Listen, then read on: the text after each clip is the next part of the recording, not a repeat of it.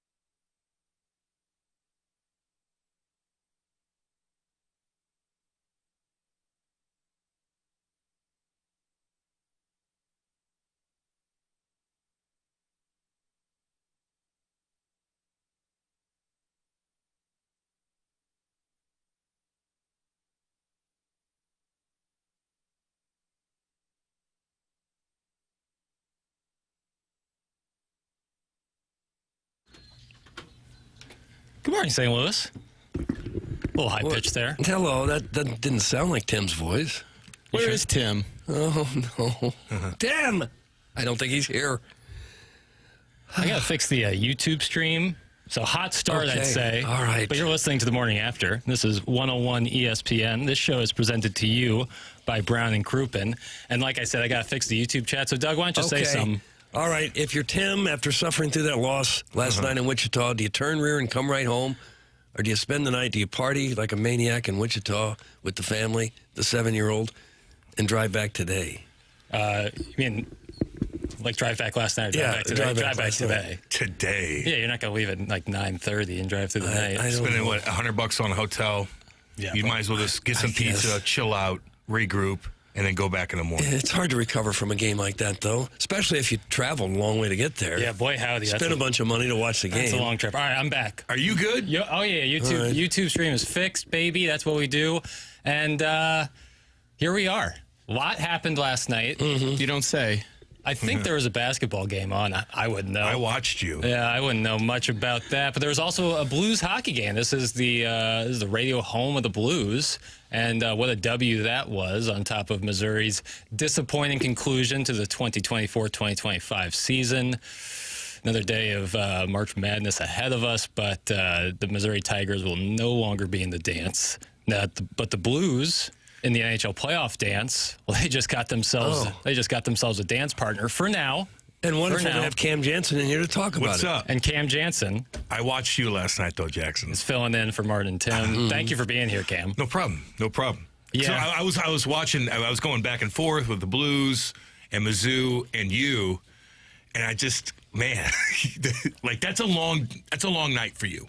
It was. That's a long night. Started the live stream on YouTube at about 6:30. Tip-off was closer to like 6:50, and then stuck around for like 10, 15 minutes after the game.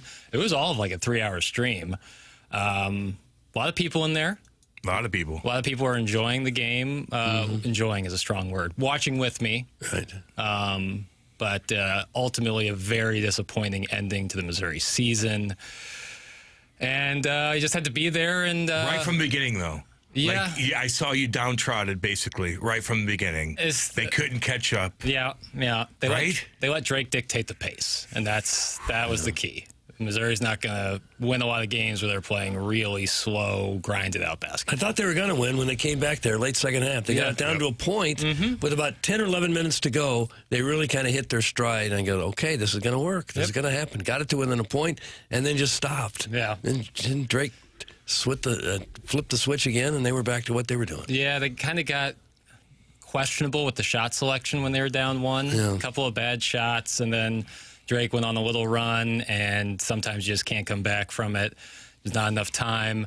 And Drake, was credit to him, extremely disciplined team, very well coached, very structured team, and they hit shots. And ultimately, Missouri didn't. They shot like 33 or 36% from the field. Not going to win a lot of basketball Who's games. that number 14 on Drake? Bennett Sturtz. He's a ball player, man. Yeah, he is. Really, really good. 0 Division I offers coming out of high school. Yeah, 0. Yep. He's got something to prove, and you can tell it. He's an outstanding ball player. Ben McCollum is a NBA great player? coach.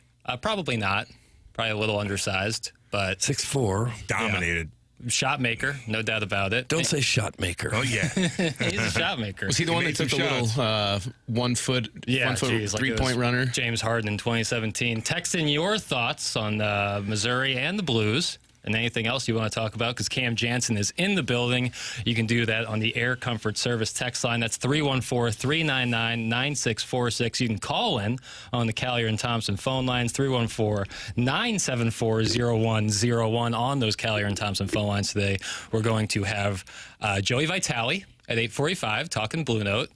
We're going to have Robert Thomas at 9 o'clock on the heels of that big victory for the Blues over Vancouver last night. And then Gabe DeArmond of PowerMizzou.com at 9:30 talking about Missouri's loss. That's your Stiefel dossier for today.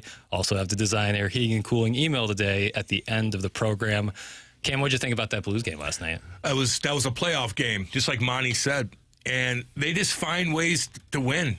And it wasn't like a sexy game by any means, you know. Like at the first period, I thought the Blues were really good. The second period, they weren't. And, you know, you find ways to score with Tyler Tucker, who I love, by the way.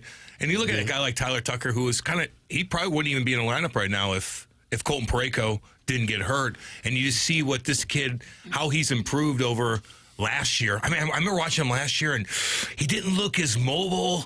You know, like he'd get caught a couple times. Now he's making plays. He's got a pretty dang good shot. He makes good outlet passes. He'll hit you. He's big. Looks like a big farm boy. But, man, oh, man, that crowd was going crazy at the end of that game when Broberg finally scored. And we were talking before the show started. I'm like, Broberg might be my favorite player on the team. Really? Like, he is so smooth. The way he skates, like the way he pinches, and he'll 10 and 2 you. He'll spin off of you. And the reason why what's a 10 and 2? 10 and 2 is when you open your hips up like blop, blop, blop. If you watch Sidney Crosby. What is it now? When you open your hips. I can't. This chair is kind of goofy, just so you guys know. I'm like, I don't know what's going on with Tim in this chair. That's not but it's built not for Cam. holding me. So I might be falling back. But 10 and 2 is like, these are my legs. I'm like, blop. And you open up so you could see the ice, like Sidney Crosby does when he comes out in the offensive zone. He opens up like, what's up, what's up? Broberg's really good at that. He's really mobile. He spins off of you. He's smart. He is going to be so damn good in a couple years, man. Now, he's going to be expensive, but cap's going up and whatnot. Broberg, I'm telling you, he is so fun to watch. Really, really like isolate him when you're watching Blues games. You're like, yeah, he's good. And only 23. Only 23 years old. Yeah. Just kind of getting into his groove a little bit. Got hurt earlier against Toronto. The 2-week break really, really helped him. But the Blues are making noise right now. And it's not fluky wins. They're not fluky wins. Was Benner great last night? I don't know.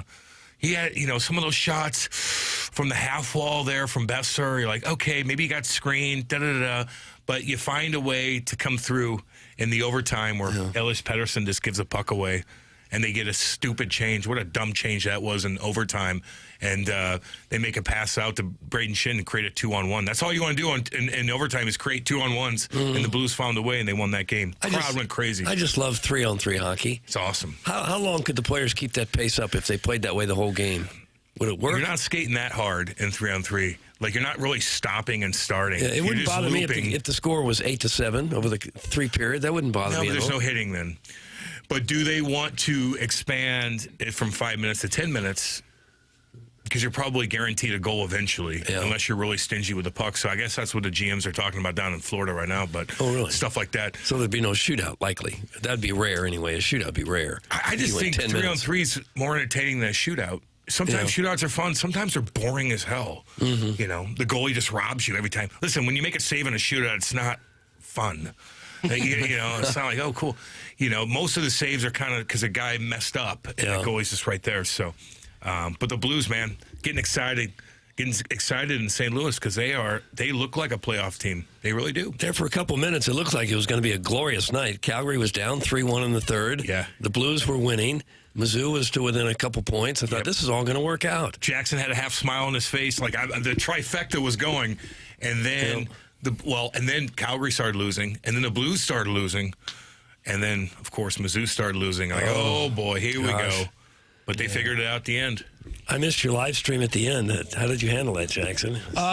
Poorly, but okay, but it's tough. This is what you do, and safe to say that the text line, the Air Comfort Service text line, is on me right now, and I expected that. All right, Jackson, you said if the Tigers lose, you do the show the next day with your shirt off. Pop it off, sweetie. That's from the 314. Jackson, you should give up now, buddy, until Gates actually implements an offense and defense. He will just lose to lower seeds who are disciplined in the tournament.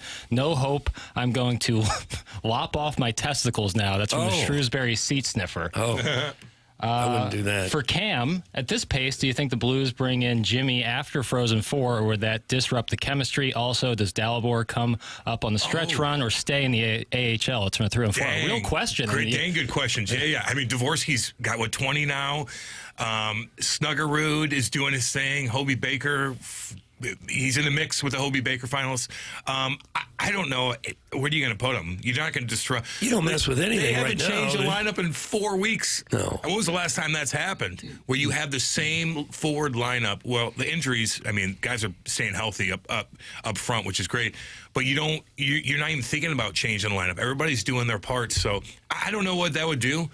I'd keep them down there to soak if things. To soak.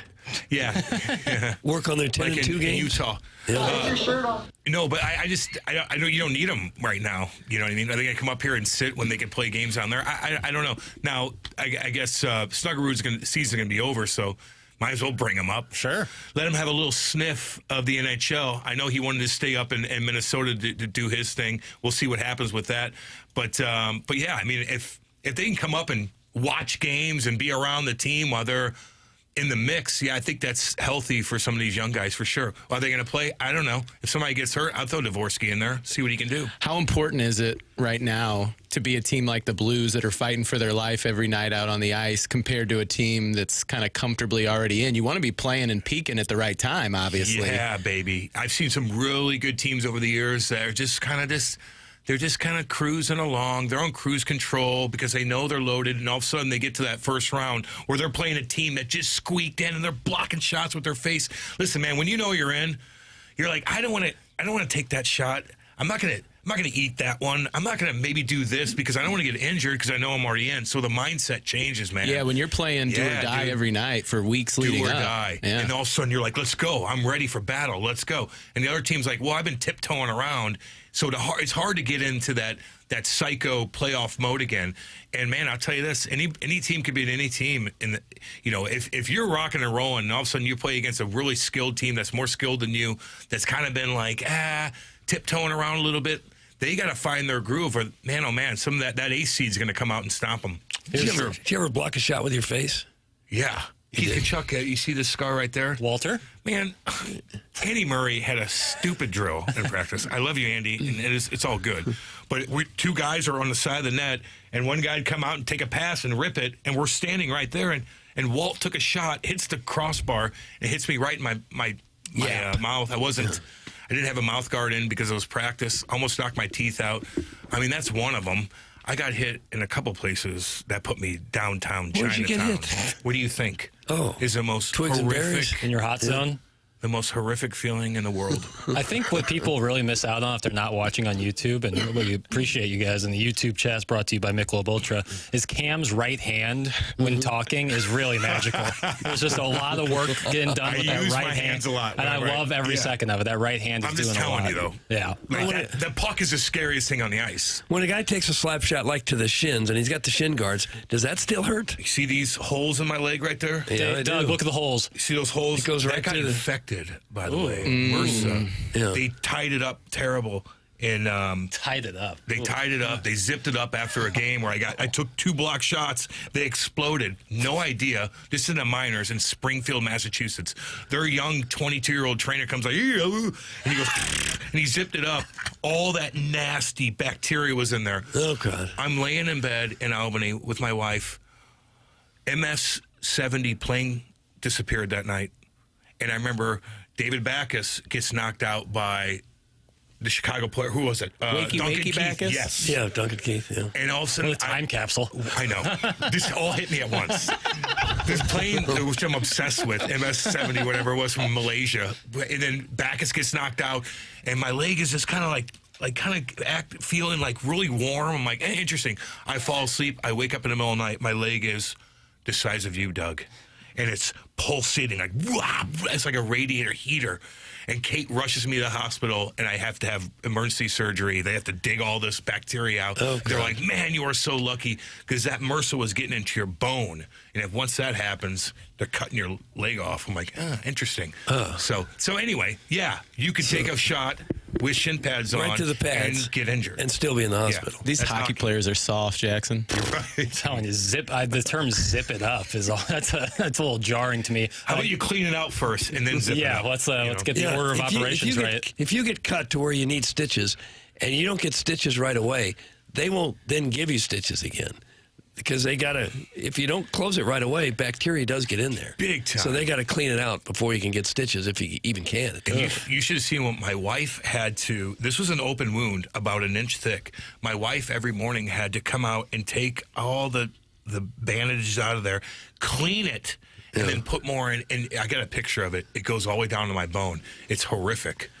So that's the kind of stuff do you wish you hadn't blocked it and the guy had just scored on you? Yeah, we were down by 7. That's why I was playing the last 11 minutes of the game. Part of this show is kind of wearing it when you have just the slightest of little missteps. Jackson did it yesterday when he said that Purdue was the first game. Oh, that's right. Yeah. A lot of people texting in camp saying it was Brent Seabrook, not Duncan Keith. You're right. My bad. That text came in about 12, 13 times. My bad, home. You're absolutely right. Duncan Keith is the one that said wakey, wakey. But didn't you say Duncan Keith? I just said wakey, wakey. I did. That's who I thought Duncan it was, Keith said too. wakey, wakey. Brent Seabrook rocked him right behind in that. My bad. Good job on that. It's all good. Yeah. Here's Jim Montgomery talking about players playing in these meaningful games and what that can mean. Well, it's a lot of guys, right? Jake Neighbors hasn't been in this kind of stretch run. Bull Duke. And then you have Tucker, right? And we're starting to see these guys. The experience they're getting down this stretch run is only going to help us next year and for years to come. And that's why we're very thankful that our team has been able to play so well to get into types of games like this. It's going to help us not only this year, but for years.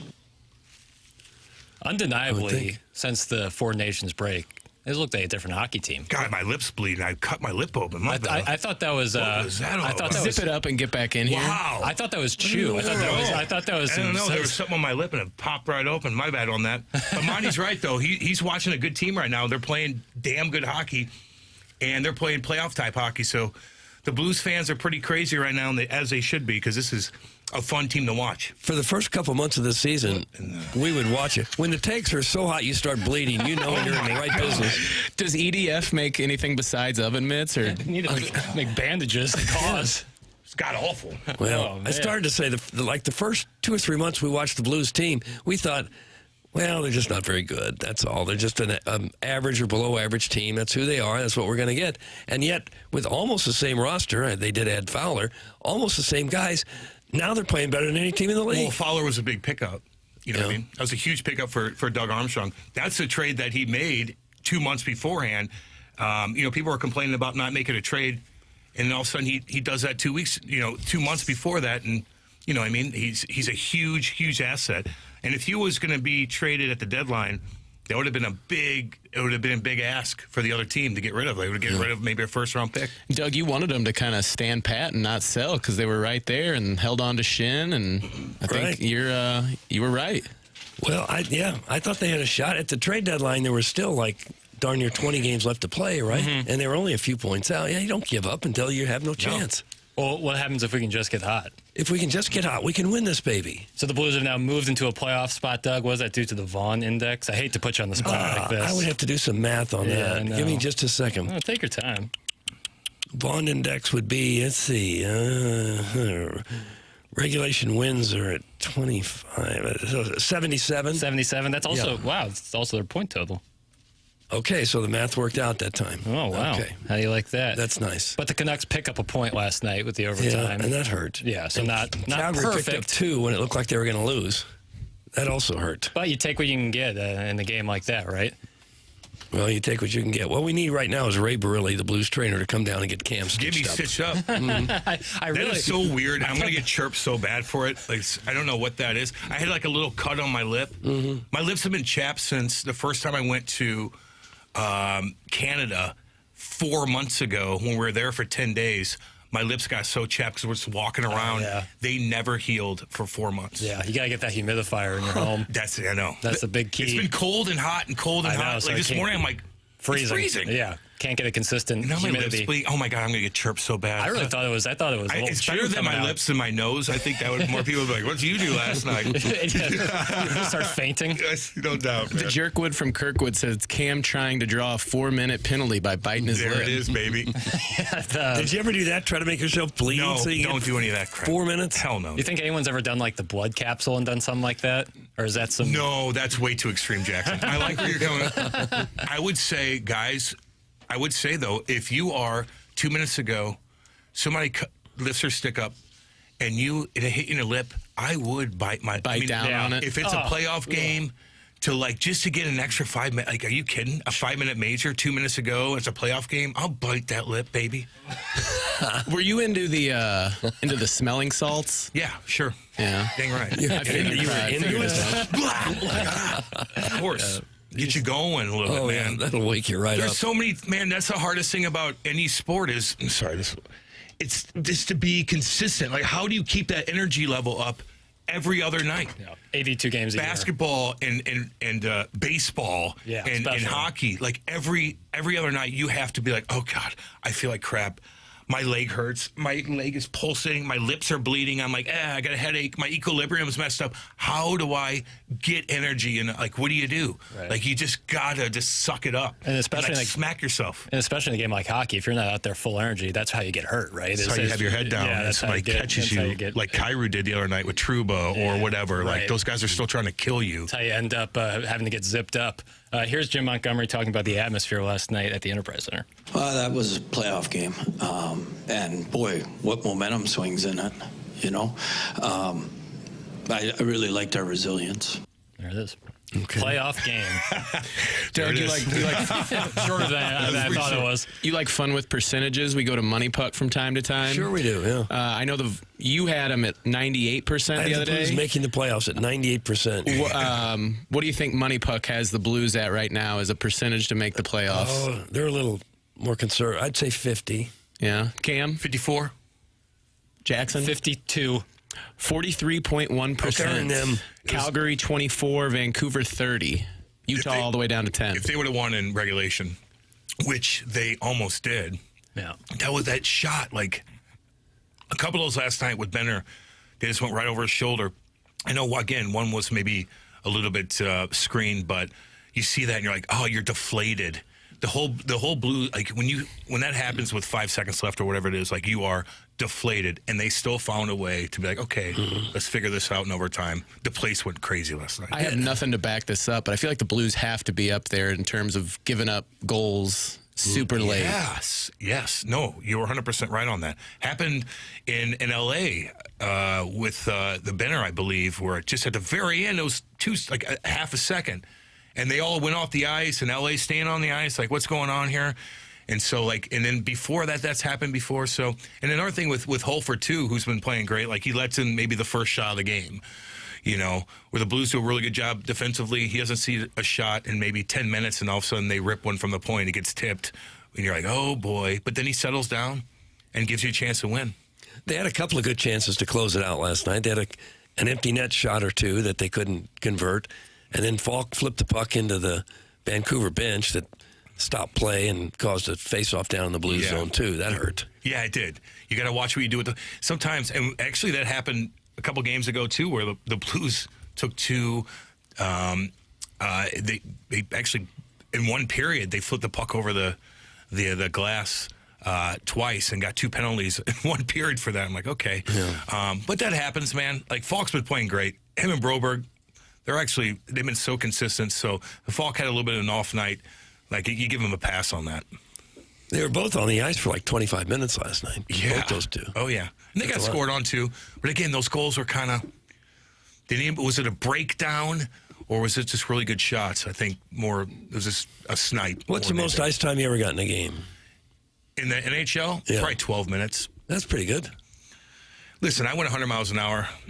And you know, I just had to do what I could. I would sit for a whole period and have to go out there and just find a way to do something to stay in the lineup. You know what I mean?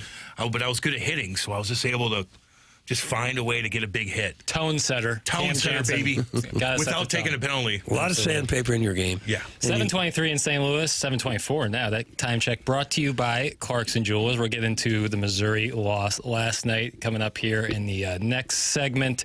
But before that, Doug, could you tell us about the sponsor of our email today? That's Design Air Heating and Cooling. Well, they're the ones that are going to keep you warm in the winter and cool in the summer. That's Design Air. They can handle any kind of issue you might have with your furnace or your air conditioner. They are a fourth-generation St. Louis business.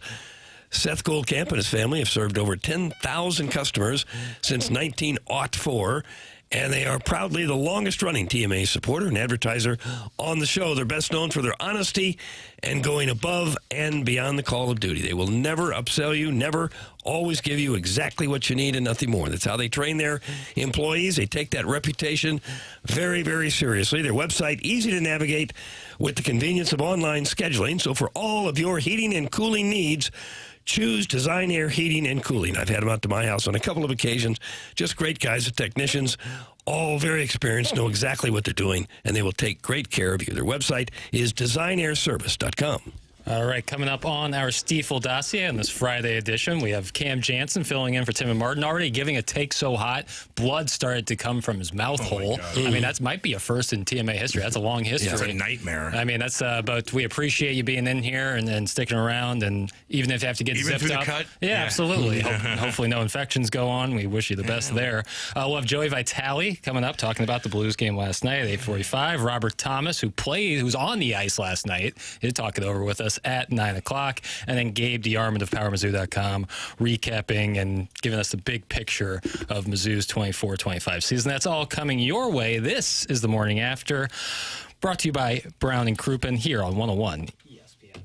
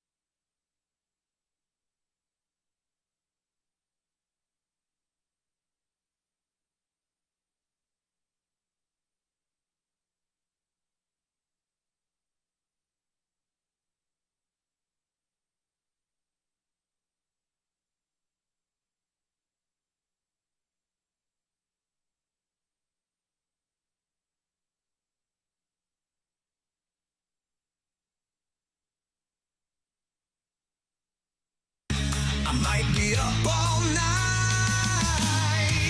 Let's go, Blues, go for the gold. For that cup, I'd sell my soul. Nothing better than playoff time.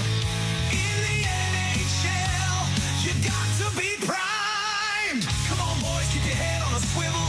Heading for the top, not the middle. People might think I'm crazy, but if we just get hot, we can win this, baby. Gosh, I love this song. Wow. Shinedown. Sounds like Shinedown. I thought this would be right up your alley, Kim. Yeah, it sounds like Shinedown. That's AI. Really? And then That's the lead singer of Shinedown, dude. A listener of our show makes some wonderful AI songs, and this is one That's of them. fantastic. Yeah, he does a really, really, really good job. They could almost play that at the Enterprise Center. That's so 100%. good. Yeah, that's an Enterprise Center kind of song right there. Yeah. This is the morning after. Presented to you by Brian Crouppen. Great night for the Blues last night. Not a great night for your Missouri Tigers last night. Lose to Drake. And honestly, this is people's opportunity. Come get me, baby. I talk a lot of smack. I probably underestimated what Drake could do. I probably overestimated Missouri's ability to control the tempo, to set the pace, and blew up in my face. Live streamed the entire time, so you can literally watch my demise in slow motion as it happened. They brought it down to 1. Had a couple of opportunities to really stamp that run with a lead. Couldn't convert. Drake did a really good job. Credit to them of being resilient and getting the W. But Missouri's season cut short. That's just one tournament win in just 15 years. Oh, gosh. And that came. Dennis Gates is the owner of that win, but not this year. And it sucks because this team was at times really special. I mean, wins against Florida and Bama, and Kansas is what Kansas is now. But Kansas at the time was #1 team in the country. Some great road wins. But Maybe Florida. Barkley was saying Florida's going to win the whole thing last night, too. Yeah, I think that they will. Certainly Florida's gotten better since Mizzou played them in early January. But, yeah, Missouri went to Gainesville and won that game. I think that's why a lot of people bought all the way in. I mean, the Kansas game obviously gets people all fired up, but the Florida win really was like, okay, maybe this team is the next level kind of good. And then you beat Alabama, who's a 2 seed. Again, you're like, okay, maybe this is really something. But in college basketball, teams are remembered for what they do from the middle of March to the end or the beginning of April. Do you think if they would have played a 7-game series, Mizzou would have won? Probably, yeah, but that's just not how it's determined, and it's unfortunate, but that's how it goes. And there's a lot of text. I'll just start reading them kind of in order. The Loomster, it was always a first-round exit, laughing emoji. Never believe in Mizzou athletics winning a championship. 8 happened since 1954. It's from Kevin at the Lake.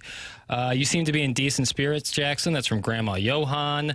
Thanks, Libby Jack. Tigers are in an utter tailspin since your scholarship. Good call on Clemson, too. That's right. I had Clemson in the Final Four. They lost to McNeese State. They scored 13 points in the first half. Jackson, this is why nobody cares about Mizzou hoops. When will you learn? That's from Harrison's brother, Master. Oh. I can tell people don't care. It's why we have 200 texts about it. You had 300 people watching last night. Yeah, 470 was the peak last night.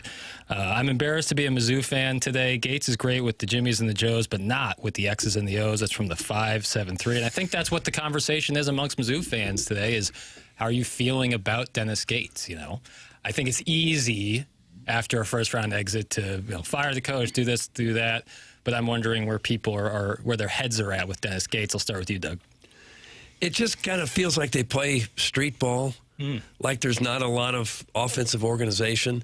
It's just kind of dribble around, accidental basketball, and maybe we can find a shot. A lot of ISO? Maybe we can't, When you watch Drake, there's pinpoint passing. Everyone's set up where they should be. They kind of work to get a good shot. And with Missouri, I just feel like they're ad-libbing everything, on offense anyway.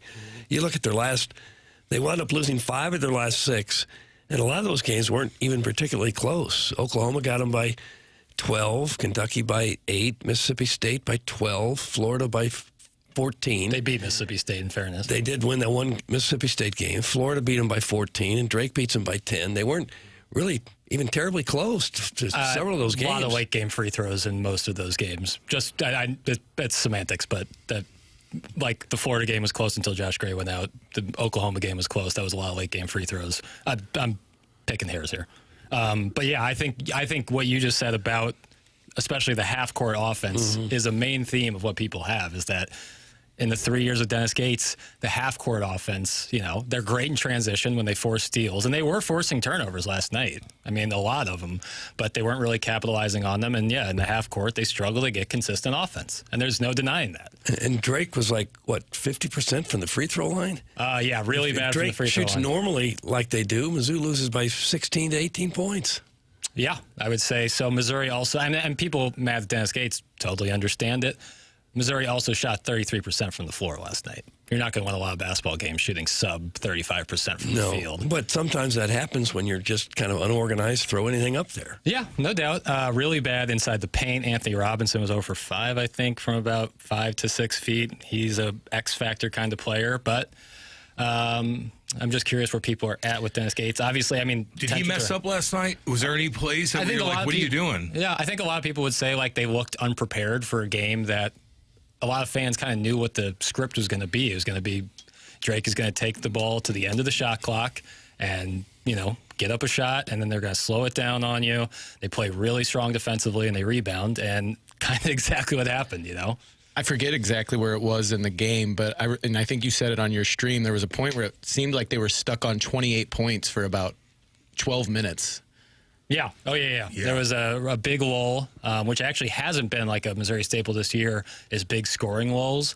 But they actually absolutely had one last night. And when you play a team like Drake and you go on a scoring lull, that's not like a 2-minute scoring lull. That's like a 4 or 5 minute scoring lull. At what point in the game did you start to legit worry that it was going to be a rough one? Probably right at the beginning of the second half when there was just... They hit 50? Yeah, it was just kind of trading twos left and right, being down 11 or 9 points, which, against the team I always reference Alabama because they just play so fast, but when Missouri played Alabama, they could get 9 points in the matter of a minute and a half. Against Drake, they could barely get 2 points in 2 minutes, so 23 points in the first half. It's the season low. That just doesn't happen for Missouri. That just doesn't happen. And a lot of that is, game plan, but also a good portion of that is just not making shots. Caleb Grill was cold from deep. 1 for 7 for 3. Cold from deep. Missing a lot of short shots. Mark Mitchell started off the first half, I think 1 for 4. That's not going to do you too good. They shot great from the free throw line, and for a while, the plan was kind of hack Drake and make him shoot because it stopped the clock, and they were missing free throws. But that's not sustainable. That's not a way to win the game, It's a way to stay in the game but not win. Gates wasn't good. Hopefully he grows from this. Most coaches go through March failures before they win, but cannot do that again next year. That's from Lord of my parents' basement. I was never a fan of the Gates hire. Why does an SEC school have to get their head coach from Cleveland State? The most impressive thing I've seen him do is telling fans not to storm the court in the Alabama game this year. That's from Marcel Ozuna's alarm clock. They didn't score for the first 8 minutes of the second half. How is that possible? That's from the 314. I don't know if that is accurate. Almost seems like they don't do specific prep for specific opponents. Baffling. It's from Manute Bowl eligible. Only positive is basketball players can make all their classes like the rest of the semester and focus on getting slam dunks in the classrooms. # student athletes. It's from the 636. I wonder if any of them will go to class again the rest of the year. Do they go to class anyway? I don't know. A lot of these guys they're not even on campus. They just aren't they in their own little area? When was the last time you heard someone is now academically ineligible? It's unbelievable. Doesn't happen. They're all doing pretty good academically. Yep, no doubt. Stagnant offense. No one moves without the ball. Slew struggled with the same thing. One guy gets it, and everyone stands around. Once Grill got hot mid-season, he became the only option in the half court. Then we lived/died by his shooting. That's from the horny Baker. Yeah, I think a big problem is just the half-court sets. They were getting turnovers, just not capitalizing on it, struggling to get long rebounds. And credit to Drake, they were hitting shots late into the shot clock, getting boards, getting some 50-50 balls, stuff. Here is, though, Dennis Gates talking about the loss to Drake. Give me one moment. It's tough, Okay, you take your time. Yeah, we got lots of time. Yeah. Well, it's a memorable season for our guys. A great accomplishment, to say the least, but it was cut short. There's no doubt about it. This game does not speak for our success. It's winner go, loser go home, right? Losers always go home in these situations, and we didn't do enough to come away with the win. The enough part I would speak of is the 50-50 loose balls. We forced them to turnovers. We just couldn't corral the basketball, and sometimes it's the bounce. I credit our opponent. They did a great job, made some tough shots, and best of luck to them moving forward. It's no coincidence that Mizzou's season collapsed after Dennis Gates offered Libby Jack a scholarship. That's from Eric in the Central West End. There is no denying something to do with it. There was a real turn after our interview with Dennis Gates. Season kind of went. I think some of the players probably just they felt the your heat. presence, felt the heat on their heels, and they're playing tight. 6-foot guard, slower than he looks, like way slower than he looks, but pretty lethal from 15 feet, which is obviously such a popular shot right now. Glue guy, basketball, glue guy, vibes guy, the kind of guy you want. Locker room guy, absolutely, the kind of guy you want in the foxhole, who will not identify when a teammate is bleeding from the mouth. There's not a lot of foxholes in basketball. It could be worse. Yeah, I mean, it's just a really, and it's not a very fun game to watch, to be honest with you, last night. Like, Drake, and listen, I'm crediting them. I was wrong. I probably underestimated them. Those who were throwing in my face saying, Drake's this, that, the other. Have your fun today. I am a open canvas for you to throw your paint all over me. Kurt, throw your paint on me. But that may have been a problem for the whole team. Just overconfidence. Thinking that, we can do whatever we want. We're Missouri. We'll run them to death. Yeah. We're more athletic. We're bigger. We're taller, stronger, faster. We'll just overpower them. Yeah. That may have been what they thought, that they could just kind of step on the floor and start running up and down the court and control it that way. And I think the last month, and this is kind of getting into the weeds of it all, but that's kind of what I do, is the last month they kind of were going up inside the paint, around the basket, looking to get fouled as opposed to trying to score, and then if they got fouled, let's go to the line.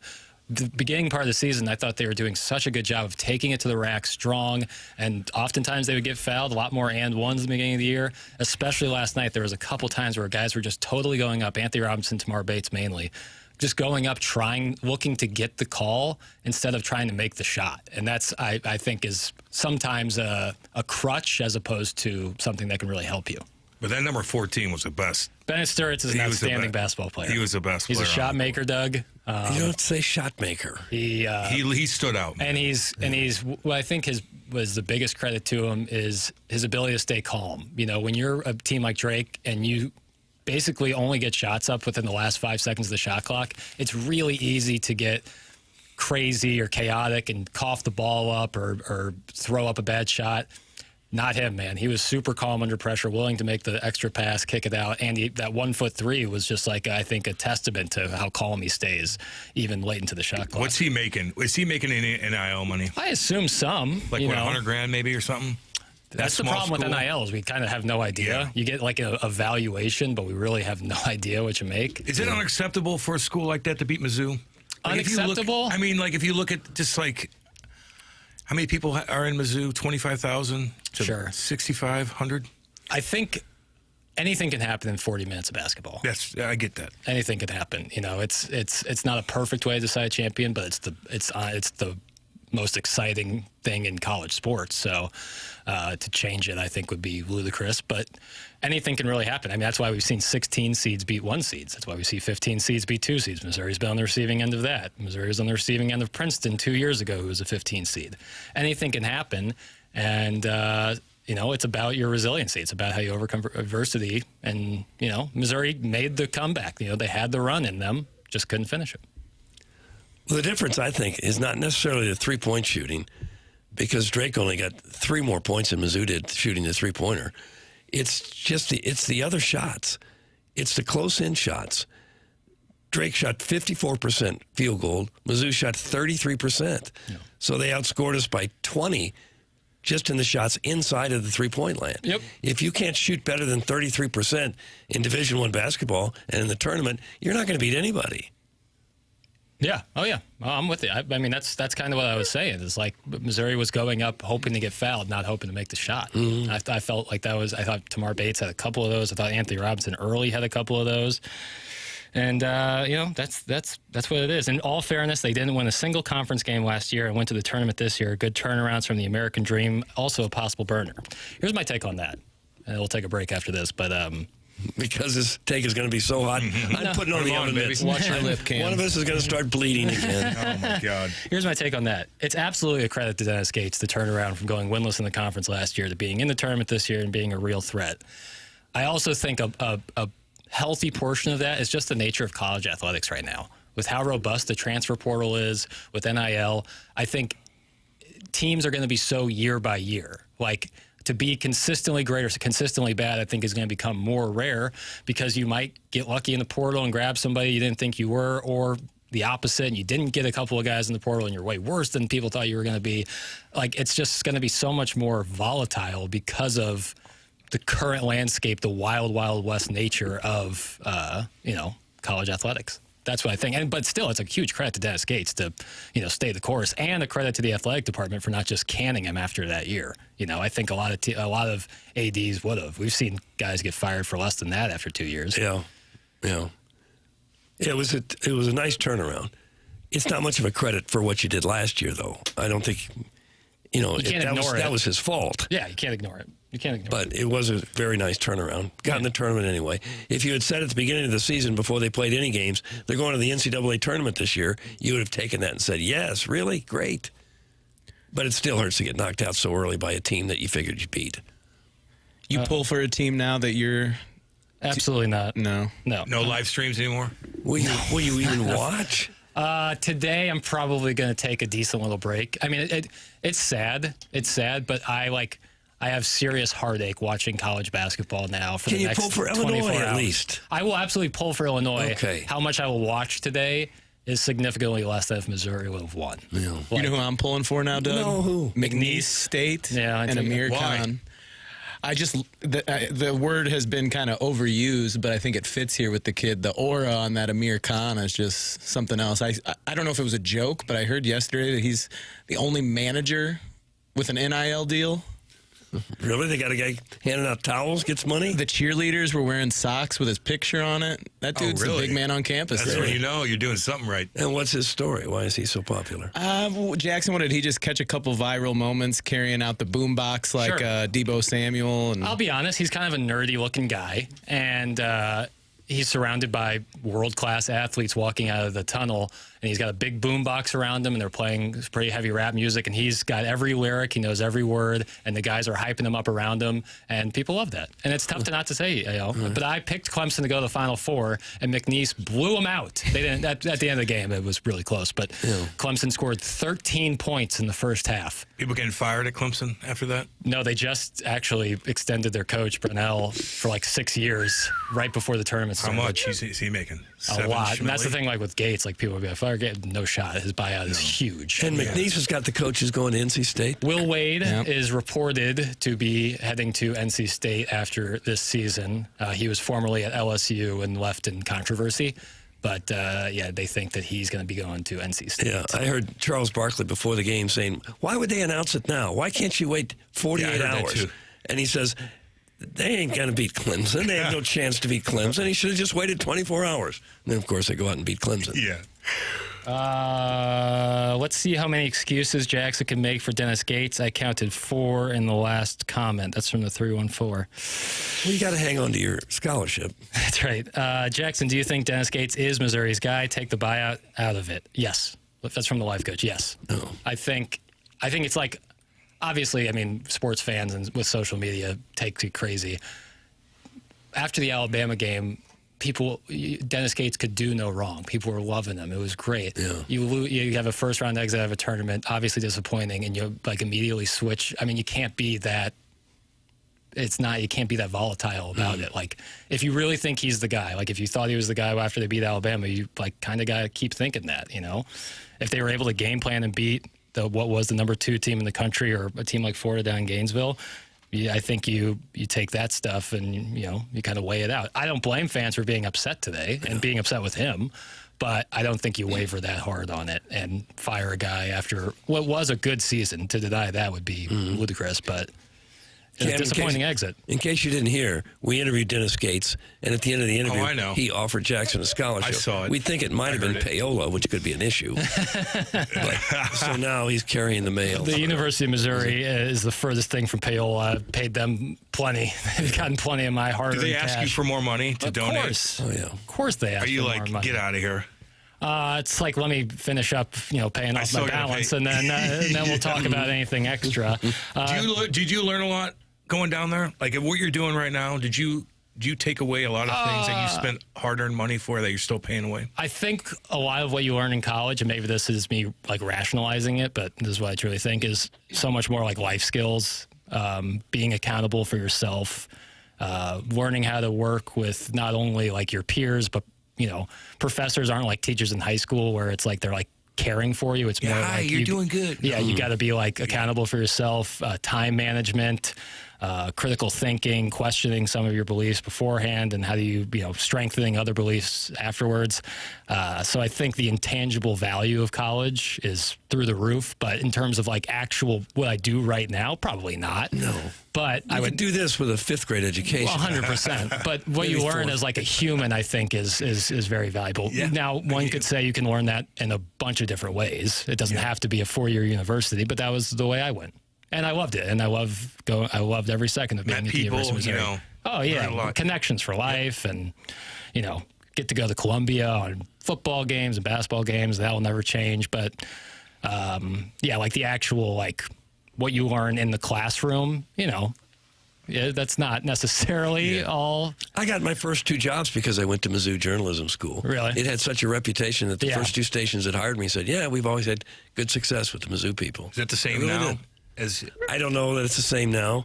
They have such everything's different now when it comes to. They have such a hard time hiring people now because the jobs just don't pay enough to attract a lot of people. That I don't think there's that same sense of where'd you go to school now. It's can you do this job? Yeah. Can you edit? Yeah. Will you come? Will you come at 4:00 in the morning downtown and be right there and do a live shot? It pays $27.50. Yeah. Colleges for Suckers. It's from the Crystal State Clamhammer. So there's that, too. Okay. Yeah. All right, well, plenty more to get to here on The Morning After. That's presented to you by Brown and Crouppen. If you're looking to watch more of the tournament, all the madness of March is beginning this week, and you can come watch the games today with 101 ESPN and Bud Light. Join BK and Ferrario and the Fast Lane from 11 to 5:30 at Cyberg's on Dorset. Come enjoy some food, cold Bud Light, 101 giveaways, and plenty of screens to watch the games. You can get more details at 101ESPN.com. The tournament tip-off watch parties are refreshed by Bud Light. Easy to drink and easy to enjoy. We're going to be coming back with more talk about the Blues, more talk about Missouri. Illinois taking on Xavier today. That's going to be our last chance. Local hoops flew out of the NIT. SIUE beat by Houston yesterday. Missouri loses to Drake. Illinois is our one final hope, and we're praying that the Fighting Illini can take down the Musketeers of Xavier. We'll talk about all of that coming up next. This is The Morning After, presented to you by Brown and Crouppen here on 101 ESPN.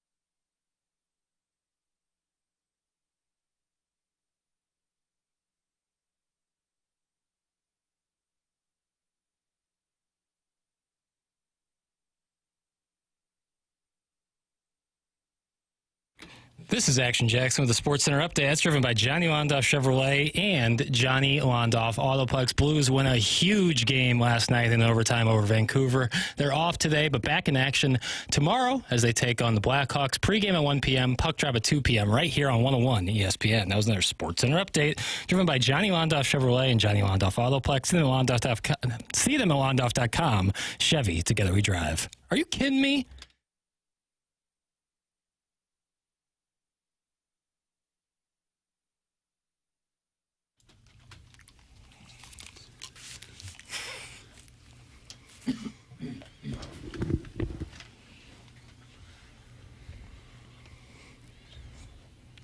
Real Sounds of Silence Day for me today. Damn good song, baby. Really great song. Disturbed did it better, though. Is that the consensus take, or do you think people are more in the Simon and Garfunkel? It's really good. All right, I'll play that one. Check that out as the show continues. Is Disturbed the band that just recently burned up some of the banners at the United Center? Did you see that story with some of their pyro? Yeah. It could be, yeah.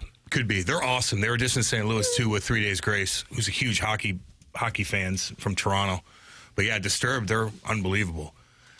I was at I was at the rink the other day, and 3 Days Grace came down, and they're hanging out pregame skate, and everybody that worked at the Blues, Caruso and all them, had no idea about 3 Days Grace. And I see them, I go, I know those guys. I went down there, talked to them. They played at Enterprise that Sunday, and with Disturbed, they're touring around with Disturbed. See, like if you grew up listening to 105.7 The Point, you love all those bands, man. That's what you listened to growing up in St. Louis. I looked it up. Yeah, Disturbed at a concert at the United Center, and the arena had to remove the 6 NBA championship banners. Oh, no. Jordan's legacy. Oh, boy. Up in flames. Because they got burned or were about to be burned? I think they got some minor damage, so I think they did take on a little fire, Doug. You know what the most entertaining band to watch, though? That does the best pyro, puts on the best show. Mills Brothers? One Direction? No. Rammstein. Ooh, Du hast. If you ever look them up on YouTube, all you guys out there know what I'm talking about. You know what I'm talking about, baby. Rammstein. If they ever come into St. Louis, I would get tickets. Even if you don't like that kind of music, you will watch this show and be like, this is unbelievable. And what kind of music is it? Just head banging? Industrial rock, baby. Hardcore, German, hardcore, badass. I'll pull up a YouTube clip and show you during the break. Rammstein. So like when you're listening, what's your setting if you are listening? Is it only in your car? I'm hardcore. Yeah, but like when are you listening to music? In your car? When I feel good. Okay, all right. Because most of the time I'm listening to you guys or something else or another I want to learn. Yeah. But if I'm jamming, your mind's right, sitting on the deck, the puppy's by you, having a cocktail, I'm jamming out. I'll listen to all kinds of stuff. I'll listen to Simon & Garfunkel, Pink Floyd. Yeah. I'll listen to stuff to chill you out. But when I need to get in the mood, like if I'm playing in this Chaser event coming up, Puck Cancer, and I know I'm going to probably fight Matthew Barnaby. No, seriously. Oh yeah, we have to put a show on. You want a piece of him? That's April 4th. April 4th. We have to put a show on. Yeah. Okay. And I'm dead serious on that. And Barney, I'll talk to Barney beforehand, and we'll be like, well, we have to go, and we'll have to actually hit each other a little bit because the fans want to see that, man. So I'll listen to Rammstein leading up to that. Is that your expectation in every alumni game that you play in now? Is that you have to fight somebody? Because you did it with Biz. About entertainment. How can I entertain the crowd? They're spending money, and I know it goes to a great cause. We need to entertain. Right. We're okay. We'll be fine. Keep your helmet on. Don't fall and hit your head. But if we catch each other a little bit to entertain the folks. Really? You're really going to land a punch to his face? Damn right. Right to his yap? I'll catch him a little bit. Yeah. For sure. I know how to fake fight, man. Like, it's not even a fake fight, but it's more like that's what we did. I did that all the time in practice and in the summertime to learn how to switch. And like, sometimes you catch each other. I'm not throwing full throttle and punching through you, but I'll catch you just to feel where you're at. And so we kind of already know how to do that. Yeah. But if you're watching from the stands, you're like, these guys are really going. Yeah. And if you have to eat one, that's just kind of have to eat one, baby. The cost of doing business. Goes to a good cause. Who'd you land with your best punch against? I knocked a guy out so bad in Nottingham, England. Yeah. And it was horrific. And he hit a guy 2 weeks beforehand on my team, and he elbowed him and knocked him out. One of our veterans actually played in the NHL. And 2 weeks later, they come to Nottingham, and everybody's waiting for it. It's all pumped up, waiting for it. And I go out there. It's on YouTube. And we fight, and I catch him so hard in his jaw, he lands flat on his face, like, bam. And I just skate to the box like this. I don't do anything, wave to the crowd. I just skate like the Hawk or something. And they pick him up and put him on a little stretcher, and he falls off of it. Bam! Fell off the stretcher. Hits his head again, and then he retires. And wait. After that, though, I was so nervous because I know karma. I was waiting for karma to get me back because I've been through so many different fights where I never got knocked out, and I'm like, this is it. I'm going to get knocked out in England. And I was so worried about getting caught again that it aged me after doing that because I just felt like hockey karma was going to get me back, and it never did. This is great radio, but Doug, take a look at this. Yeah, that's a nasty knockout. Oh, here's the video. Yeah. Just absolutely just hammering the guy. Yeah. There it is. Bam. Yeah. And he's just completely out. I know. Cam, they're holding you accountable What on up? the Air Comfort Let's go. Service text inbox. The disturbed cover of Sound of Silence is not even close to the original. Awful take, Cam. Oh! I'm not willing. But he said he wanted to make it clear I am not willing to fight over this. No, Daddy be Simon and cooking. Gar, they're awesome, man. Yeah. Like you're probably right. Like an all-time band like that's going to be tough to, or duo at least. They did it. Just the lyrics in itself, like those guys deserve all the credit. I just think Disturbed did for a metal band, they did a really good job of what's the word called when you take over a song? Cover. They did a damn good job. What's the guilty pleasure music that Cam Jansen I'll will listen to throw Lady on? Gaga, baby. Hell yeah, shout out to because Iggy. Shout out to Iggy. Iggy, what's up? 2008, I was playing for the Blues. I just got traded here. Lady Gaga was on the scene. We're all going out to all these different clubs. She's playing Alejandro and this and that. And you're just like, yeah, it just reminds me of really, really good times, man. Reminds me of probably the best times in my life. We're playing for the Blues and partying with my buddies from Eureka, and they're going to the games, and we're going to the Rippers afterwards, and they're playing Lady Gaga. The Rippers, what's that? It's Western Illinois. It's a karaoke bar. I want no part of your pursuit of Gaga. You know what I mean? The only reason why you go to the Rippers is because you can stay out there all night if you want to party all night. I would think it's really difficult for a professional athlete in St. Louis to have any success with the ladies at nightclubs here.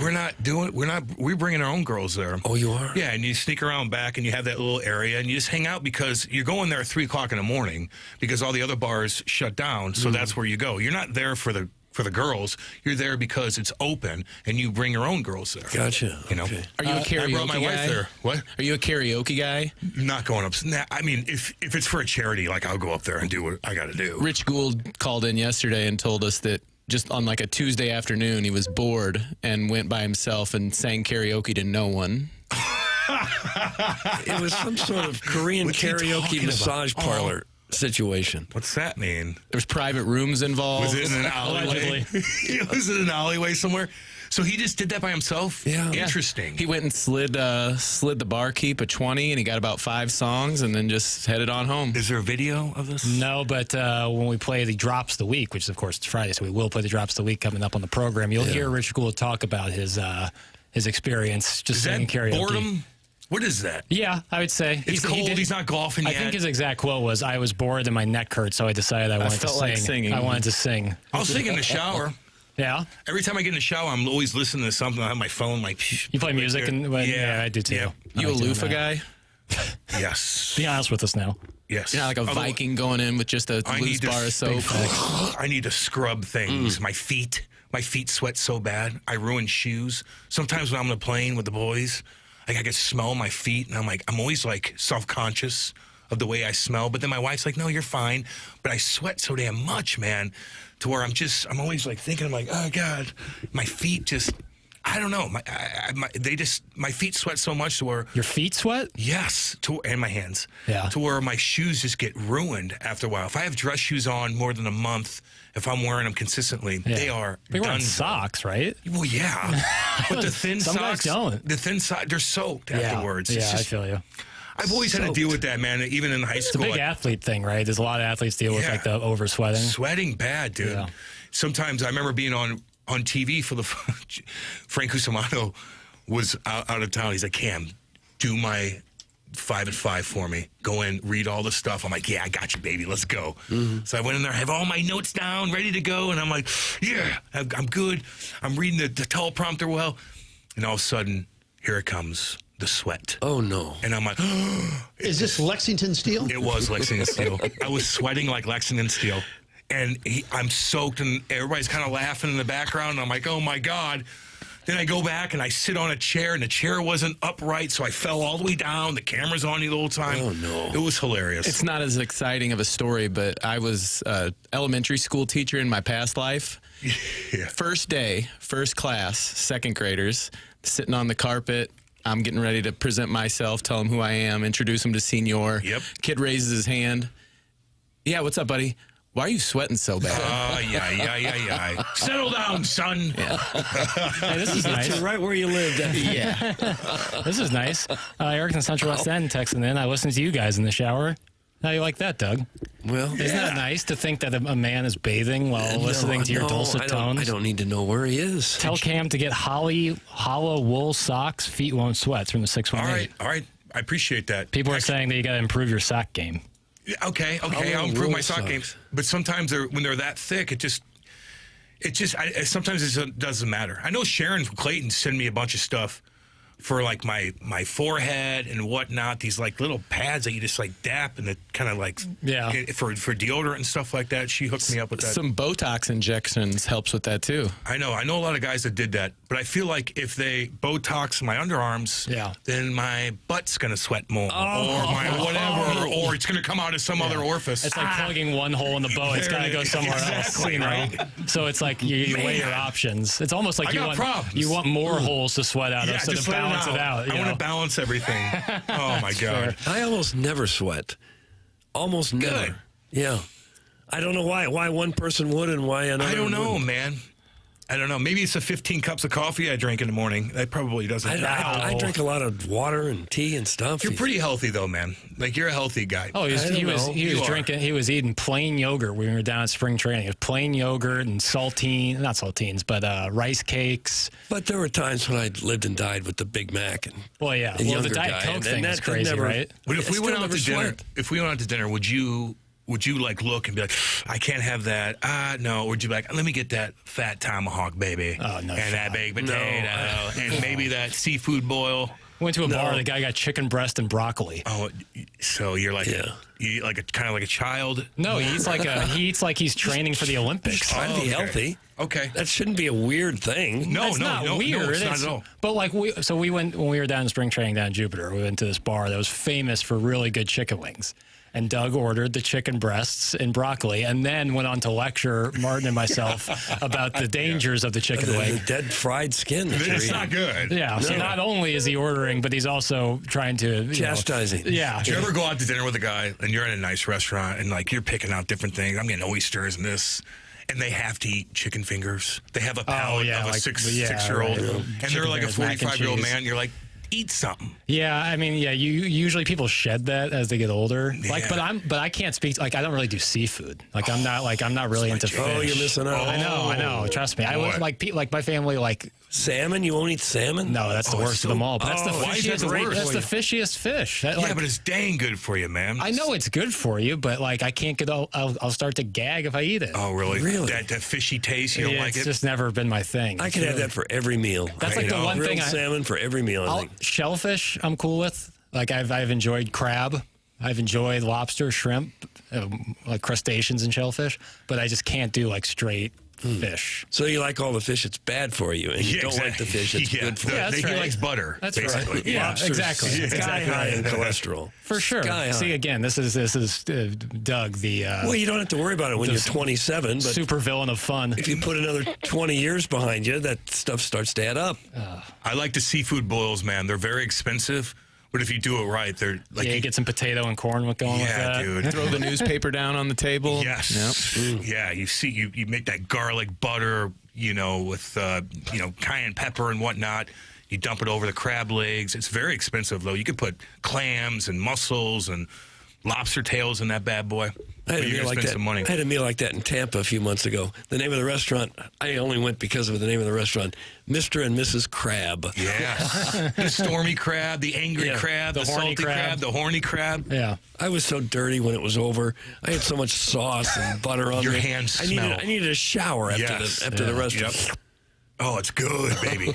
Very good. Dang good. Cholesterol is not the thing killing us. Fat is good for you. Your brain is basically made out of cholesterol. Remove carbs and you're good. That's from Benny Buckets. Tell that to my cardiologist. All right. My wife ordered chicken fingers at our own wedding since we had fillets and salmon as the meal choices. She's a classy lady. That's from Mr. 10,000. Okay. Doug, I was stopping at the McDonald's next to Rams Park an average of 5 times a week until I gave it up for Lent. I'm having a Dr. Pepper slushie withdrawals. Thoughts and prayers to me, please. It's from the life coach. It's another thing, by the way, when my little nieces come over for Christmas or whatever, and they'll buy them those little sodas. I haven't had soda. Like, I don't drink soda. My parents never really got soda. Yeah. I mean, we drink Gatorade and water. I don't know. But gosh, every time I'll crush those. I'll crush a Dr. Pepper, and then I'll be like, I want another one. It's pretty. I'll drink like 10 in a row. Pretty outstanding. Like Forrest Gump. Yeah. Seriously. At the I White can't House. stop. It's so addicting. Yeah, you can. And then you don't just buy it. And Well, then, yeah, it's you know. the sugar aspect Oh, of it man. all. Coming up today on the Stiefel dossier, we'll have Joey Vitale calling in at 8:45, talking about the Blues win last night. Robert Thomas joining us at 9 o'clock. Looking forward to talking over with Bob Thomas. And then Gabe DeArmond talking about Missouri's, the end of their season last night in the NCAA tournament. He's coming up at 9:30. All of that and the design there. Heating and cooling email today. The standings are as follows. JV golf coach has 5 wins. The self-made stay-at-home Ladue mom with 2 wins, as well as Don't Think Just Stink, Where's Wet Pink, Kermit the Bong, Misty Plops, Jimmy Stronglegs, and Carlos Spicy Wiener, all with a win apiece as we head down the stretch of the month of March. Martin and Tim out today. Everyone, we're back full steam ahead on Monday with the full squad. We appreciate Cam Jansen coming in. I love every time you come in. You bring the Appreciate that, energy, man. you bring I'll the bring the heat. heat. You set the tone. That's what you gotta do. entertain You the set the people, tone. man. Just At the entertain the alumni people. game, you might have to fight. No, when you come in I'm here. going to fight. Yeah, that's what you do Barney. when you go there. When you come here to love. And that's right. what we do around here. And that's what we'll continue to do as we head into our Fisher window and door store. 8 o'clock hour. It's coming up on the other side of the break. This is the Morning After, presented by Brian Crouppen here on 101 ESPN.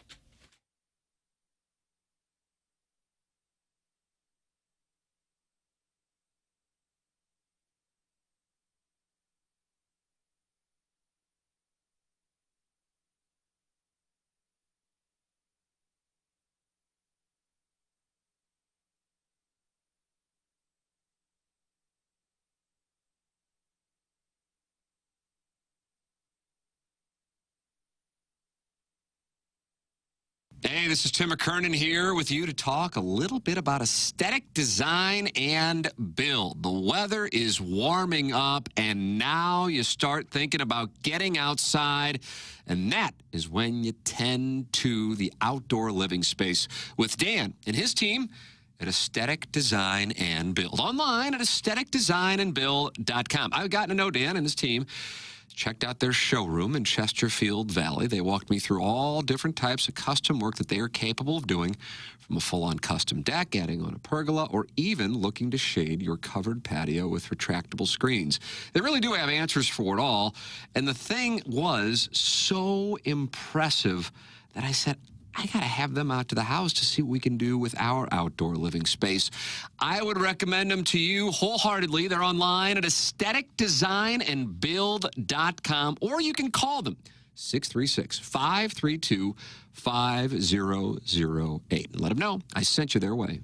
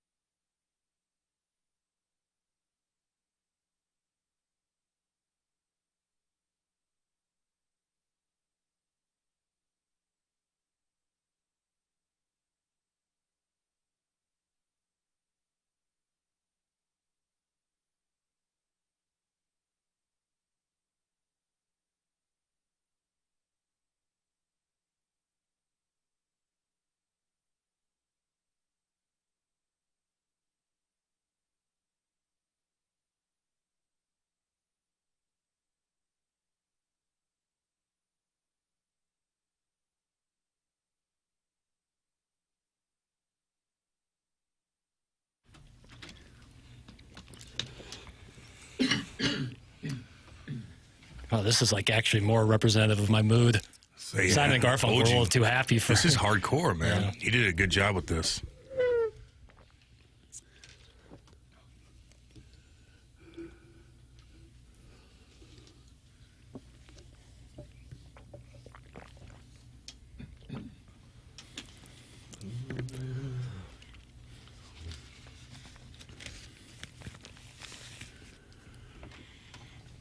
This is haunting. It's awesome. It's a haunting feeling today. This is the morning after. 101 ESPN. Fisher Window and Door Store, 8 o'clock hour. Tough night for me last night. People on the Air Comfort Service text line where you can text in. That's 314-399-9646. You can also call in on the Callier and Thompson phone lines, 314-974-0101, and the YouTube chat on TMASTO, which is brought to you by Michelob Ultra, the YouTube chat. They were giving it to me a little bit last night, but I would say 95% of people were either rooting for the Tigers or, hoping to see a victory. So it wasn't all negative. And that continues right now in the Air Comfort Service text inbox. I love that Jackson is an unwavering, lifelong Mizzou fan. It involves highs and heartbreak, but keep the faith always. JBB, it's from the 314. What hurts is that you spend the whole off season getting excited about their recruiting and paying off certain people to go to your school. Yeah. And then you have the long season, and it's all pointing to, can we get in the tournament? Can we get in the tournament? Are we going to be healthy? Are we going to make the tournament? What's our seed? And then just like that, it's all over. I think what really strengthened me, for me personally, like my love of Mizzou football and basketball, Cardinals, Blue, whatever it might be, is like with the Rams, I was such a big Rams fan, Cam, like from right about when they drafted Sam Bradford, I was like 10 years old till they left. And it was always like, well, there's next year, here, like, it's okay. Like you put in all, like you watch all these games, they 7-9, or they lose at the last game and don't get in the playoffs. Like, all right. And then the team moves and it's like, oh, there isn't a next year. And that that's like really jarring as a sports fan. And so like with the team, like Missouri football and basketball, unless I don't see a world in which they move, away from Columbia. Yeah. St. Louis Cardinals, St. Louis Blues, very similar as well. So, like, with those teams, like, I feel like, at least for me, and I'm sure people out there could, say the same thing, is like, it strengthens the bond with those teams because you're so scorned by another team. Especially, like, I was too into the Rams towards the end there. Dude, imagine if you would have saw the Rams and you're old enough to really appreciate it when they were unbelievable. Right. I've been through that with 4 teams now. Yeah. The St. Louis Hawks, I love, gone. The Big Spirits Red. of St. Louis, gone. Football Cardinals, gone. Rams, gone. If the Blues were gone, I'd be in a jam. And they were almost gone there for a while. Financially, a lot of, like, there's a lot of things that I do because of the Blues, being a part of that, like a ton. Right. I'm sure that kind of thing has happened to the former football Cardinals and former Rams, who could have been part of that organization and been, a very, very much a part of the community still. I know Killer in the does spotlight. Killer does a lot of stuff with the football Cardinals still. Like, he keeps that alive, but like they're not doing events and getting paid. It's just, I don't know, man. You're just kind of lost. You shuffled aside. Like they don't have a team now. They never played in Arizona. It's kind of sad. It really is. And I'm sure there's some Rams players too that are feeling that. Yeah. I don't know how many are still in St. Louis, but there's probably a few. a couple that settled down here. Orlando for sure. Pace, for one, I think is still here. Yeah, he's okay. Yeah, it's more the guys that play a little bit, played 4 or 5 years, didn't make a ton of money, but they kind of need their name to, monetize themselves, whatever. Jackson, before you talk crap about how amazing the Tigers are again, you should remember they have one conference win. I'm reading verbatim. They have one conference win in 15 years. I believe that person meant to say tournament win, but he did say conference win in 15 years. I say him. It could be a girl. And in that time have lost to Norfolk State, Yale, and now Drake. I believe Princeton is who. I guess Yale did get him. Did Yale get him? I thought it was Princeton. It was Princeton 2 years ago. Yeah. And now Drake. Hope you didn't punish your Arthur Johnson body pillow too much last night. That's from the St. Charles Hermaphrodite. Gosh. So I think 2. You do need another light, I think. I have Mizzou football. The live read, maybe a light like on both sides of your couch.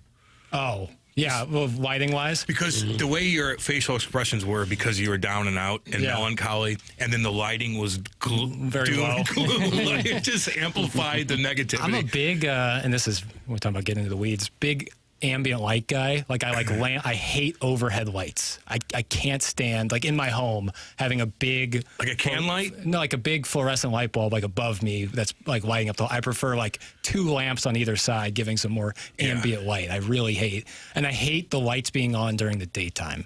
Like when there's natural sunlight out there. Open up every single. What about this studio? You're upset that the lights That's are on? different. That's different. Because you get. I'm working. I'm not like chilling. When you go to a house and it's not 95 degrees out, but it's Right. like 65, and they have all the curtains down. Yeah. I walk in, like, it brings back bad vibes of like hunkering down when you feel terrible. Like, like you going mean the blinds are closed? Yeah, like I hate that. I need sun, man. Yeah. The 2 weeks, even like in St. Louis, the 2 weeks that we got rocked with snow. The snow turned crappy. After a while, snow looks nasty. Yeah. Okay. When it first comes down, like, oh, everything's beautiful. Look, it's this. But once it doesn't melt for a week and a half, it gets dark and nasty, and it just doesn't look great. And your car's all whatever. But the 2 weeks where it was freezing cold here, and there's no sun this winter, which was hardcore. Like I was kind of depressed.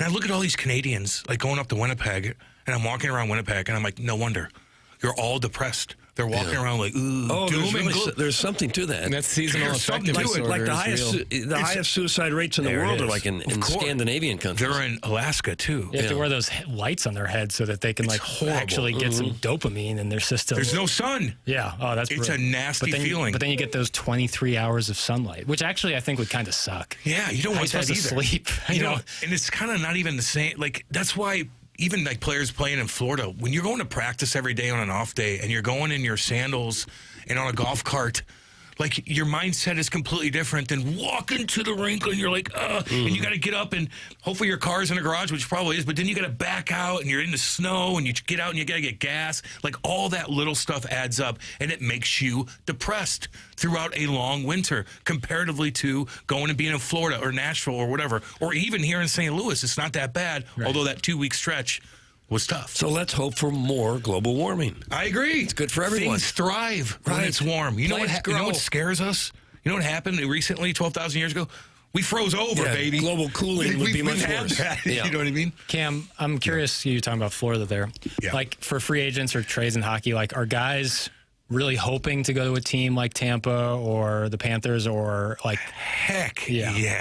dude. Yeah. But you can only have so many guys on your team. Right. So not everybody can go there. Right, but even like do like Canadian guys especially? Do you think? God, dude. They're trying to. Why do you think all these Canadians live here? I know They're Americanized. Right, trust this me. is like New Orleans to They're them. all where it's Americanized. nice and warm. Yeah, yeah. right. You know what I mean? They don't want to leave here Right. when they. Canada's tough to live in, man. It's expensive too, Especially It's very Edmonton, expensive. especially something like Edmonton, way up north. Like Winnipeg and like Toronto, or they're in Canada, but they're Winnipeg's the worst. really It is. Winterpeg, they call it. Yeah. Winnipeg is the coldest. It's the most depressing. colder They than have- Edmonton. Yeah. Oh, wow. And there's crime. There's Yeah. more crime in Winnipeg than all these other places too. I think It's we did hardcore. read. Yeah, we did read like a player poll that the Athletic did, and I think Winnipeg got ranked like No doubt least it did. desirable franchise. And they're still in first place. Buzz is giving us a nice little text here. I'm lucky enough to live off Highway 70 in Wentzville, I-70 in Wentzville. I have decided to become a billet dad for truckers traveling across the interstate. I plan on being sexually active with all of them. That's from caller Buzz. I'm not going to be a billet dad. I'll tell you that right now. Is that even an option for people in St. Louis? Like Billet dads I for mean, truckers? there could be a junior team. I don't know. Like maybe I don't know. But if they asked me, I would say, oh hell no, nope. I know where my mindset was when I was 16, 17, 18. It wasn't on the billet mom. No, Maybe no. one of the billet daughters. I was in a school. Well, yeah, it was everything. It was everything. I don't imagine billet families allowed players in that had teenage daughters, so that'd be a bad idea, They right? 100% did. Oh, did they? And it was bizarro land. We can't go a show on I'm here just telling with a you. hockey player without somehow getting into billet moms or You're more like, is honestly, this billet real? dads. You're a kid. You're like, is this real? They're holding you accouable again, Cam. What's Cam, up? that's a really nice shirt. Who shot the couch? That's from Fulton's Finest. This is from Kohl's, baby. not the best. Last. Kate got this for me, and it's very comfortable. When I do these little jobs I do for that little show I do, Yeah. where I go to different places, sometimes it's cold, and I want to look the part like I'm a farmer or Right. whatever, which I'm not. I'm one-dimensional. Maybe not even that. I can't fix anything in my house. Oh, you can't fix No. Well, how about light electrical? Nope. Kate does a lot of things. And if there's a camera in our house, I would be very embarrassed if it got out to how much stuff that she does around the house. Well, can't she teach you how to do it? I mean, she can. Can I teach myself how to do it? Yeah. Yeah, Do but I? you don't want to. No. You could probably watch a YouTube video and learn to do some of these things. I know guys that just started watching YouTube clips, and now they're making literally computers in their garage. Really? Just from YouTube. Wow. Computers. That's insane. I Well, know. Doug, if you're looking to improve your home, maybe a call to Callier and Thompson might be in order. Or go improve visit your pitching. them. Just go visit Yeah, that's a them. good Take call. a look at their showroom because they've got over 10,000 square feet there and more than 20 kitchen displays. It really is a great place. This is where you go if you're really serious. If you're not fooling around anymore, you've tried to have your Uncle Binky come over and fix a few things, and it just didn't work out. This is where you go when you're not fooling around. You want it done first class by the people from Collier & Thompson. Hard to know who you can trust to be in your home and who's going to back up their work. Collier & Thompson stands behind every job they do during the process. They are always available there for you in case you need any changes, in case you're not satisfied with something looks. They'll make the changes for you. The Collier & Thompson team cares about the work they produce. For them, it's more than just a job. They take pride in the work that they do, and they always want to be sure they're doing the right thing by the customer. They want you to be happy. This is a business that's been around in St. Louis since the 1950s. Their employees have more than 165 years of experience now. They're not the most expensive in town, not the cheapest either. They are right there in the sweet spot where you are going to get a quality job no matter what you're doing. If you're redoing your kitchen, the bathroom, you got to finish your basement, Collier & Thompson is where you need to go. So you're saying, all right, where is it? Well, it's on Manchester and Ballham next to Uncle Bill's Pancake House. Collier & Thompson, come home to quality, online at collierandthompson.com. Doug, I'm sorry.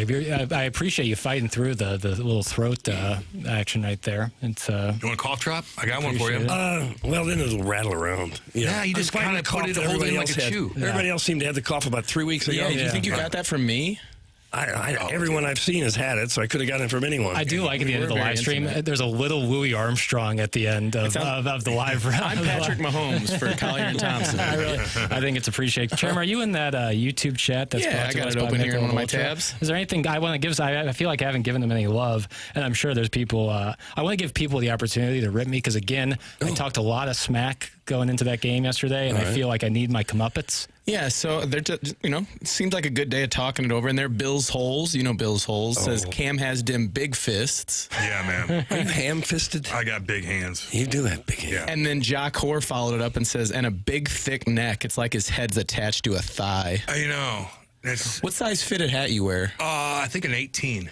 17 and a half? No, that's my neck set. 18 Yeah, is my that's a neck set. You're thinking more Hat 7 or extra, 8. Extra big. Yeah, I it's don't probably know. like a Just monster. Yeah. Mutant size. 7. Maybe the opposite of Tim. He probably has a smaller one. Well, one side is Yeah. different. Too Fat to Kayaks gave you a little props. He says Jackson read some Oscar-winning cinematography thesis on lighting before the broadcast last night. Did I miss that? Were you talking lighting? No, but that was people were asking television and movie questions in the chat, like interspersed with me like freaking out that Missouri couldn't, get a scoring run going or just allowed an offensive rebound and a 3-pointer after it. And then someone would ask about like my thoughts on Severance, and I would get right back into like talking about that. So Thoughts on Severance? the TV show. I got a little distracted at halftime. I saw you maybe we're going to do a White Lotus discussion at halftime. Did you end up doing that? Too many What's people. up with that show? I It's saw a outstanding. weird clip. Walton Goggins in that? Yeah, Okay. this season he is. Yeah, and, Yeah. Sam He's Rockwell. cool. Oh, he's great. Walton Yeah, Goggins, he's he's an hot right now because he's on that Righteous Gemstones at the same time. You see got like, Justified ever? no. Oh, it's pretty good. I'm really into like he was in a lot of Tarantino movies there in the mid Yeah, he teens was. there. Man, missing Tim. Boy, the show is so different without Tim. Wow, that's from Ryan Crawford. Well, yeah. does an offense look different when a different quarterback's under center? What are you going to do? yeah. Last night was awesome. Jackson needs to do that with some Blues games. That's from DJ Patty Cake. So I will say was one of the most positive people on my YouTube stream last night was DJ Patty Cake. So shout out to him. No, people were giving me updates of the Blues game during my live stream, and it seemed like a very dramatic game. We actually have I want to play some of the calls before we have Joey Vitale, who's going to join us here. In about 10 minutes. I do want to play some of Chris Kerber's calls of the game last night. Here is the call of Tyler Tucker tying the game in the third period. All right. Score! Right off the face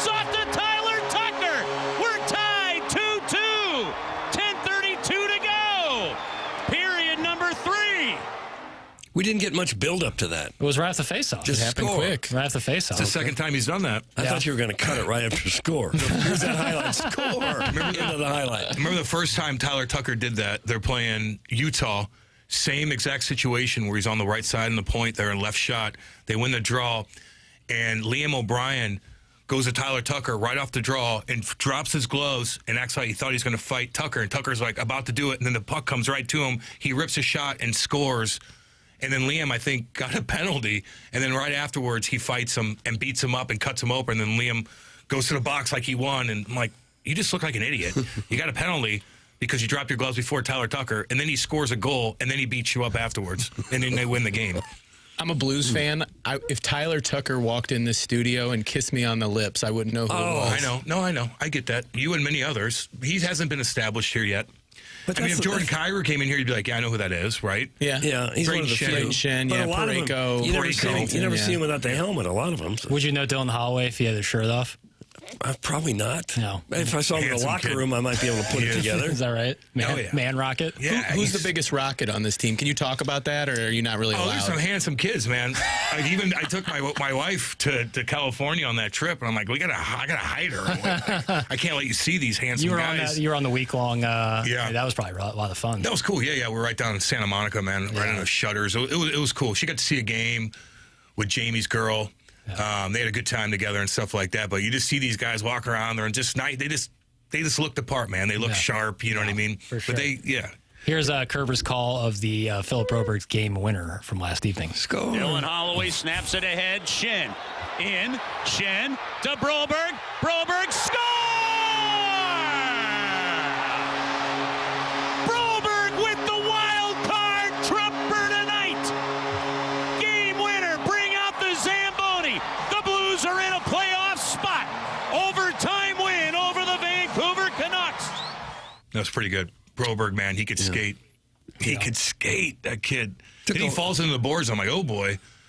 Yeah, I Popped thought he right was back hurt up, there. yeah. Took a little while for me to find the game on TV.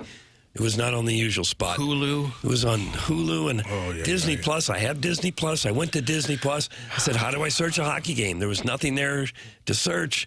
Finally, I hit something where 8,000 shows showed up, and I hit, there's the hockey game. I hit it, nothing. Nothing at all. Then I went back, and I hit it again. Then it pops up.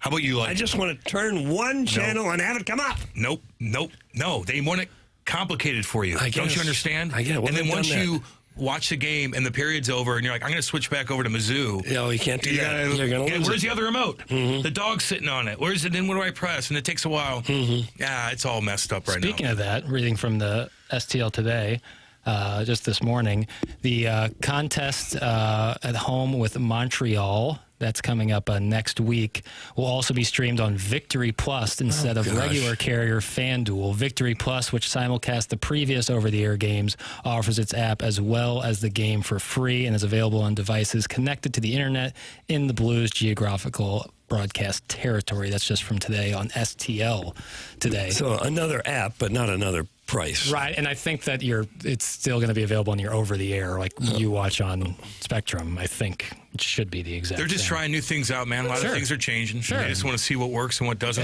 And that's the thing. Is You like know? if we watch the Cardinals, they're on a bunch of different. But now FanDuel TV is offering, even if you don't have a cable subscription. It's all up in the air right now, man. Right. They're just trying to figure things out. Yeah, you do the best you can. Yeah. Here's a question I want you guys to chew on. We'll maybe talk about it with Joey Vitale. If the Blues are to have success, make the playoffs, make a little run, do you think the credit will go more towards Doug Armstrong and some of the offer sheet stuff and not being scared at the deadline and moving guys, or you think it'll go to Jim Montgomery and the coach booth? 60-40 Monty Army. Yeah. Do you think that's natural? Like coach most of the time is going to get more hands-on credit. Listen, you could have the guys, but what are you going to do with them? Sure. You know what I mean? Sure. Cam Fowler, he wasn't having a great year, and then all of a sudden he comes over here. Right. And he's got 28 points, and you he's your think- number one defenseman. Right. Do you think Parayko getting hurt and then them still being successful is a testament to Yes. what Monty does day in, day out? Absolutely. Not changing the lineup, like they're just every past three. I was just waiting for a game where they're just completely off. It just hasn't happened. They're finding ways to win. It's not fluky. They are just smothering teams, scoring a ton of goals. Like that's your system. You know what I mean? As well as they played now for an extended period of time, They're just now a 500 team. If you count overtime losses as losses, which is fair because we count overtime wins as wins, they're 35-35. Yeah. Yep. So they still might squeak in. Still might get in. You know, they got to go on another run, though. I mean, you can't rely on anybody else. You're going to have to go on another 9-2 run. You're just going to have to keep this pace. Yeah, because the Canucks, Flames, Utah, they're all playing like every game is a playoff game. Yes, they are. It doesn't matter who they play. They're going to... Well, the Blues are playing Nashville 15 times in the next week. Mm-hmm. Well, you know, you got Chicago. We're going to talk it over with Joey Vitale. Coming up on the other side of the break, it's 8:42 in St. Louis. That time check is brought to you by Clarkson Jewelers. The studio cams brought to you by the Air Alliance team for the YouTube chat, which is brought to us by Michelob Ultra. This is The Morning After, presented to you by Brian Crouppen, right here on 101 ESPN.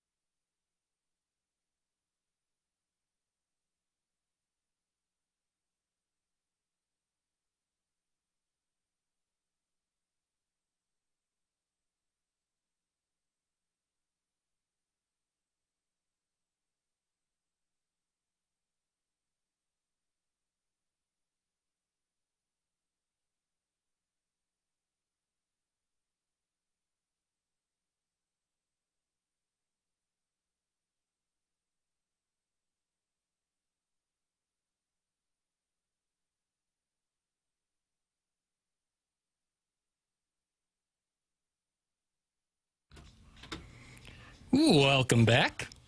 You're listening to The Morning After. It's presented to you by Brown & Crouppen. We are in our Fisher Window and Door Store 8 o'clock hour.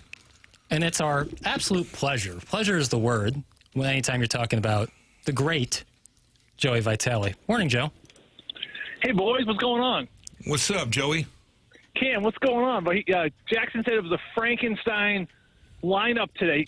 I guess that's a good thing. I don't know. It doesn't sound like it to me. It's a real plug-and-play situation, you know. I feel like we're cooking already. I think we're okay. Next man, I think we're doing great. Yeah. I think we're rallying, and I think having Joey on is just improving what's already been a fantastic product.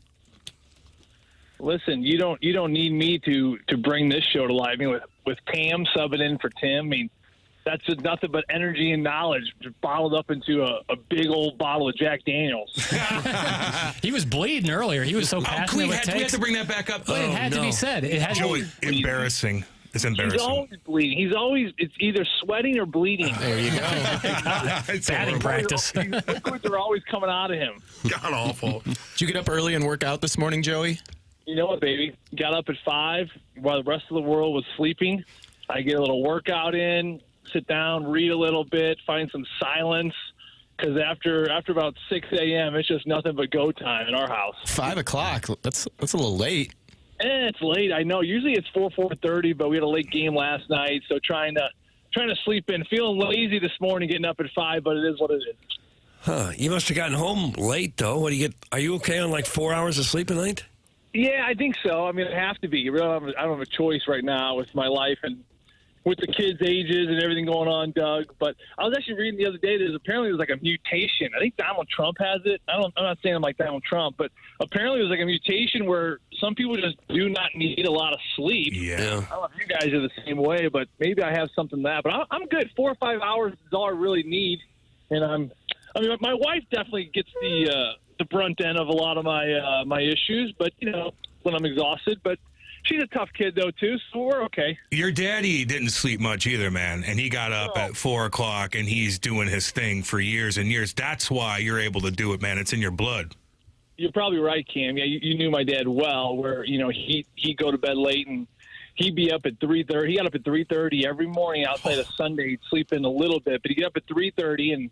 You know, he'd run his business, and he'd always need to be the first one in the office. But he would actually stop off at the chapel on the way in. He'd stop off at the chapel every morning, and then he'd be in the office by 4:15, fire up the lights, and he'd be the last one to get home. So, you know, he put in his work, and he definitely did some great things and everything like that. But you're right. I think I saw my dad's example, and, you know, in the summertime, there was no sleeping in for the, you know, you remember Chuck Cam as well, my older brother, you guys played together, but there was no sleeping in. Like when school was over, it was concrete time. Like we went from school, ended on a Thursday or a Friday. That next Monday, we were up at, 5 a.m. and we were pouring concrete. And that was for summers. You know, Cam, it's funny. We see all these young kids now with all these skills camps and everyone's just trying to get ahead in their sports, but I don't know. Our summers were spent working or having fun or just getting outside, running into trouble. It's very different now looking at the kids' childhood. Did you, when you were young and you saw what your dad did and getting up at 3:30, just like I did when my dad was waterproofing in 110-degree weather,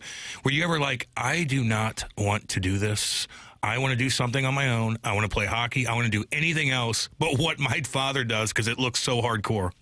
You know, when I was really young, I don't know about you, I actually wanted to be just like my dad. I think every kid, when they're really young, they see their dad and they're like, my dad, listen, he poured concrete. Like, it's not a very glamorous job, but I saw him come home from work dirty, putting his hard hat away, and I just thought that was my hero. I wanted to be that.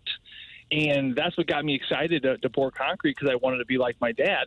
However, as I did it more and more and I got older and I was around, the people and, I had great mentors I poured concrete with and they were saying nothing but the opposite. They're like, Joe, get your education. Don't do this for the rest of your life. Like, don't make the mistakes I made. So my dad was also smart. He put me in good contact with good people who had made errors and a lot of mistakes in their life. And they wanted me to do something different. And that definitely pushed me away from pouring concrete and finding something else I love. But, with your dad with waterproofing, any trade. Like I wish, like my kids are going to work in some trade at some point when they get a little older. I think especially concrete. You know, anyone who's ever poured concrete before, it teaches you a sense of urgency. You have to have urgency. Why? Well, it's a material that gets hard, and especially in the summertime, Cam, as you know, and it gets hard quick. And listen, concrete it's an unforgiving thing. It never says sorry. Once it's hard, it's stubborn, and it gets hard, and then you're talking thousands of dollars if you don't do it right. So, you know, with that, I think that, you know, Cam, you play with a sense of urgency. I like to think that I play with a pretty big sense of urgency, and concrete taught me that. It's like if you don't get it, it's going to get you at some point. You better be at a job site at 6 o'clock, baby, because that concrete, concrete never says sorry. No doubt about it. And if you're late, I'm telling you, the men I worked with, I think locker rooms are tough. Boy. Oh, man, my mom packed my very first summer working out in the field. I think I was 14 years old. She packed my lunch. I had like this blue, like the school lunch boxes, and I had like a little ice pack. These guys, they called me Lunchbox all summer long because of that. I mean, I got absolutely torn apart. So you learn at a young age, but again, as tough as it was a healthy thing, and I'm really glad I had it. You still pour any concrete now around the house just for recreational purposes? No, I don't, Doug. There's only so much concrete you can pour before all the grass is grown. Yeah. But I will say my brother Sam and Charlie, they kind of run their own little thing, and whenever they need a hand, it's good. It kind of brings me back to the roots of just jumping in the mix and then obviously jumping in and, of course, helping the guys out, which is a lot of fun. Joe, big win last night for the old Blue Note. I like talking concrete as much as the next guy, but let me tell you about something about this note. That was a big W last night. Am I right? Huge. It was, not only a win, Jackson, but it's, as you guys probably talked about it so much, the back and forth momentum swings, and the fact that this team, nothing bothers them. Nothing bothers them with what's going on. Like I think Jim Montgomery said it best the other day. They're actually looking for adversity. They're looking for something to kind of, piss them off in a weird way. And that certainly happened last night. I didn't think the third would go that way. I thought that first all that was needed in that game when it was a 0-0 game. But the back in the fourth, Vancouver grabs the lead, and that pushback from St. Louis was incredible. You got to give it to Vancouver, man. Brock Besser showing up big there to kind of push that game into overtime. We will see if that point means something here in about 4 or 5 more weeks. It could end up biting the Blues.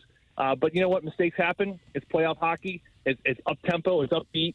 And, things are highlighted, and mistakes are going to happen. So at the end of the day, a great win, a very valuable 2 points. And this is a Blues team right now. Like I said, they're humming along. They're trending in the right direction. All cylinders are looking really good. Yeah, you're waiting for kind of them to fall off a little bit because to keep this energy up and the games are happening. There's so many games coming up here in a short matter of days. But I guess they're not practicing, but they're just keeping this pace, man. The first period, they slowed down a little bit in the second period, but then they found their rhythm again. Like, how do you explain that?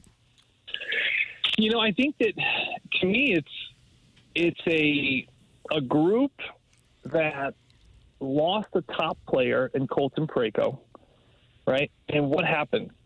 It was probably the best thing that happened for the team. And what I mean by that is they have found a system and a structure, and everyone has to be bought in. You don't have a choice, right?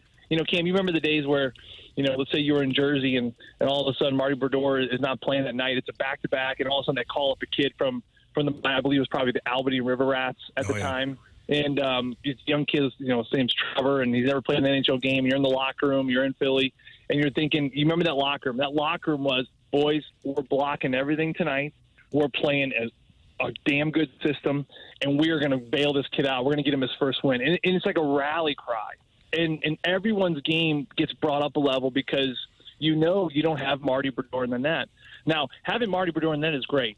Having Jordan Binnington in net is great. It's a luxury. You have a cushion. You have a safety net, right? Having Colton Parayko as he is one of the best defensemen now in the league, that is a wonderful safety net, and you're not going to shun that away. And when he's healthy and come back, you're going to welcome him back. However, when you lose that safety net, it forces everyone to bring their game up to the next level. Why? Because you have to. You don't have a choice. You have to be better. Everyone has to bring a ratchet up. Doesn't be a full-blown ratchet, but everyone can give, a little bit of a percentage higher. And when you're doing that, and everyone's doing that, and then you have a structure implemented where it's very consistent, that to me is why they're winning lots of games. This defensive group, it shouldn't be that big of a surprise for people because you have veteran leaders back there who have been in the game a long time, easily the most experienced back end in the National Hockey League. But the one thing they have also on top of the experience, they can skate. They can move. Like Nick Leddy, over 1,000 games, he can skate. Cam Fowler can get up and down the ice. These guys are like ageless. They look like they're in their mid-20s. So the experience on top of the skating ability, that's what's made this group so good. I'm telling you, when Colton comes back, if the Blues can situate themselves in a good spot, I still think Colton's going to be back before playoffs. I know he's skating. I'm bullish to think that he's going to be on that last road trip where they go to Winnipeg, Edmonton, Seattle. And if he comes back, and let's say a Tyler Tucker subs out, guys, we're looking at one of the best defensive groups in the National Hockey League. And if Jordan Binnington can stay hot, I mean, the back end is taken care of. The question mark becomes, can the forward group continue to push at this pace? Because this is a dangerous team.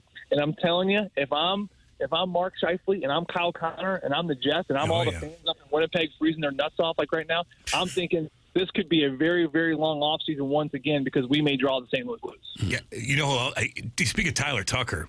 I mean, since last year I watched him, like his skating, like he was okay. He'd kind of get out of position here and there and, the breakout passes and whatnot. But I don't know what he did over the summer. Maybe it's just confidence, but he looks smooth, even in his skating ability. Like he's mobile, he's big, he'll catch guys with hits. I know he took a penalty the other night. I don't care. Kill that off.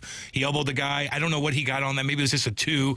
But he's scoring goals. He pushes guys out of the way in front of the net. He's intimidating. Man, he's playing good hockey.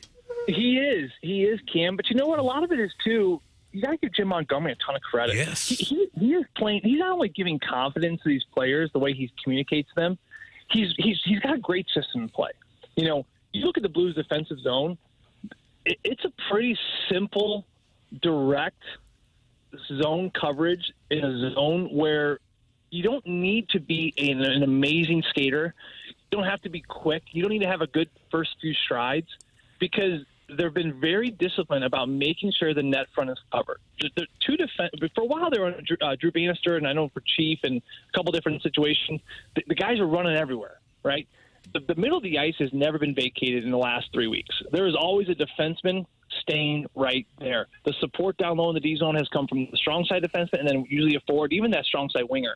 But the weak side winger and the weak side defenseman, they're like just basically setting up shop in front of the net, and there's just nothing available. So for players like Tyler Tucker, you don't need to overextend yourself. For older players like Ryan Suter, there's no need to exhaust yourself in the D zone. Just stay where the puck eventually is going to come, and that's right in the middle of the ice. The team cannot score unless they get the puck. They're not going to score from the corner, right? We all know that.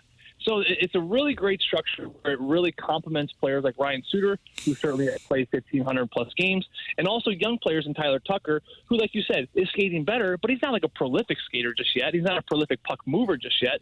But they're all playing within their structure. They're playing within their comfort zone, and it's just clicking along really well. Tyler Tucker has taken a massive step this year, not only from the smoothest, like you said, but he has stepped up big. I mean, he had another fight there in Nashville. He has done nothing but fulfill a role that this Blues team has not had. Even with Robert Bortuzzo, keep in mind, Robert was older. I mean, we all know. I mean, Cam, you know this better than anyone. Fighting at that age is not easy. So I think that they needed a young, hungry fighter to come in there and teammates because the veteran guys were getting a little tired, including your captain, Braden Chen. So Tyler Tucker has done an incredible job stepping up when he's needed to. A huge goal last night. I think that the goaltender would like to have it back. Certainly it wasn't an amazing shot. But then remember, just after he scored that goal, don't forget, he gets the assist on the Dylan Holloway goal, but it wasn't just because he moved it to Kyrie or Dylan Holloway in the D zone. He blocked that shot. That was a point-blank opportunity for Vancouver to recapture the lead. Yep. He blocks the shot, shifts it to Holloway, and then all of a sudden those two guys just go flying up the ice, and they get the go-ahead goal. So he's doing incredible. He's confident. They love him in the locker room. He's got a heck of a personality. He's really starting to come out of his shell a lot more. So he's a beloved kid there, no doubt about it. Joey Vitale, our guest every Friday. We love the energy from Joey. We love having not only one, but two St. Louisans who played in the NHL on today's program with Cam Jansen and Joey Vitale joining us on the Callier and Thompson phone lines. Joey, have a wonderful weekend, sir, and we appreciate your contribution week in and week out. Love you, buddy.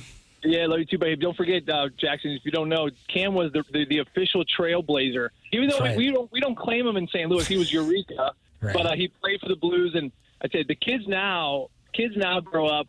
They worship Matthew Tkachuk, and they look at Luke Cunningham and Clayton Keller.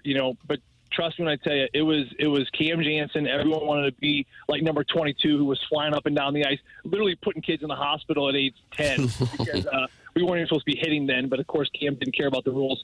And but he was the guy that set the stage for all these young kids that are in the league right now. That hey man, you can come from Eureka or St. Louis or Kirkwood or Sunset Hills. You don't need to be born in Canada to make it to the big league. And my parents are hillbillies too. Hell yeah. Blue collar. Yep, blue collar, baby. Yeah. Much like concrete. Yes. Jansen never That's says right. sorry. That's right. Blue collar, baby. Blue collar. Thanks, That's my man. Joey. Thank you, Joey. Appreciate you, sir. There he is, Joey There he is, Vitale, Joey the great Vitale Joey right Vitale. We're going to have Robert Thomas coming up on the other side of the commercial break. Looking forward to talking with number 18 himself. Before we get to that, we're going to talk about, Tim's going to talk about Schaefer Door Company. Schaefer Door Company is the sponsor of the TMA podcast, and we are grateful for the support of Jason Gosrow and his team at Schaefer Door. Online at schaeferdoor.com. SCHAEFERDOOR.com. Schaeferdoor.com with one F. Top of that, Jason has set up a number for our listeners to call or text anytime they have an issue with their garage doors. That number is 636-782-3608. 636-782-3608. That's going to get you the quickest response time. Plus, they service all kinds of garage doors for both service and new installs. They service commercial doors as well. So if you run a business or warehouse with big, tall doors, Schaefer is experienced in these types of jobs. It's Schaefer Door. Online at schaeferdoor.com. Schaefer Door, a CHI overhead door dealer. All right, that's Schaefer Door Company. Coming up on the other side of the break, Robert Thomas will join us talking about the big win last night against Vancouver.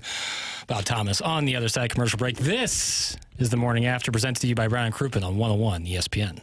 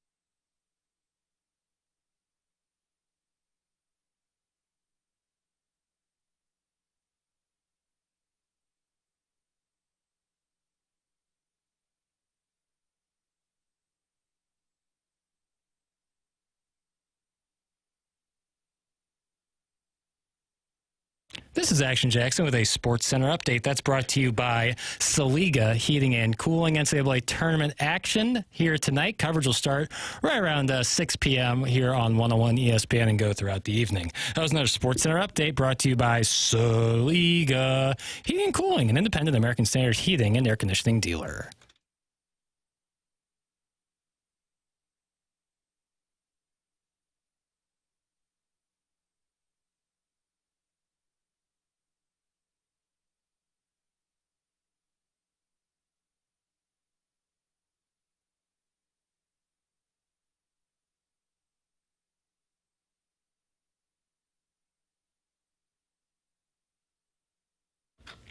Welcome back. You're listening to The Morning After here on 101 ESPN. It's presented to you by Brown and Crouppen. And on the Callier and Thompson phone lines, it's our pleasure to welcome number 18 himself, Robert Thomas. Good morning, Robert.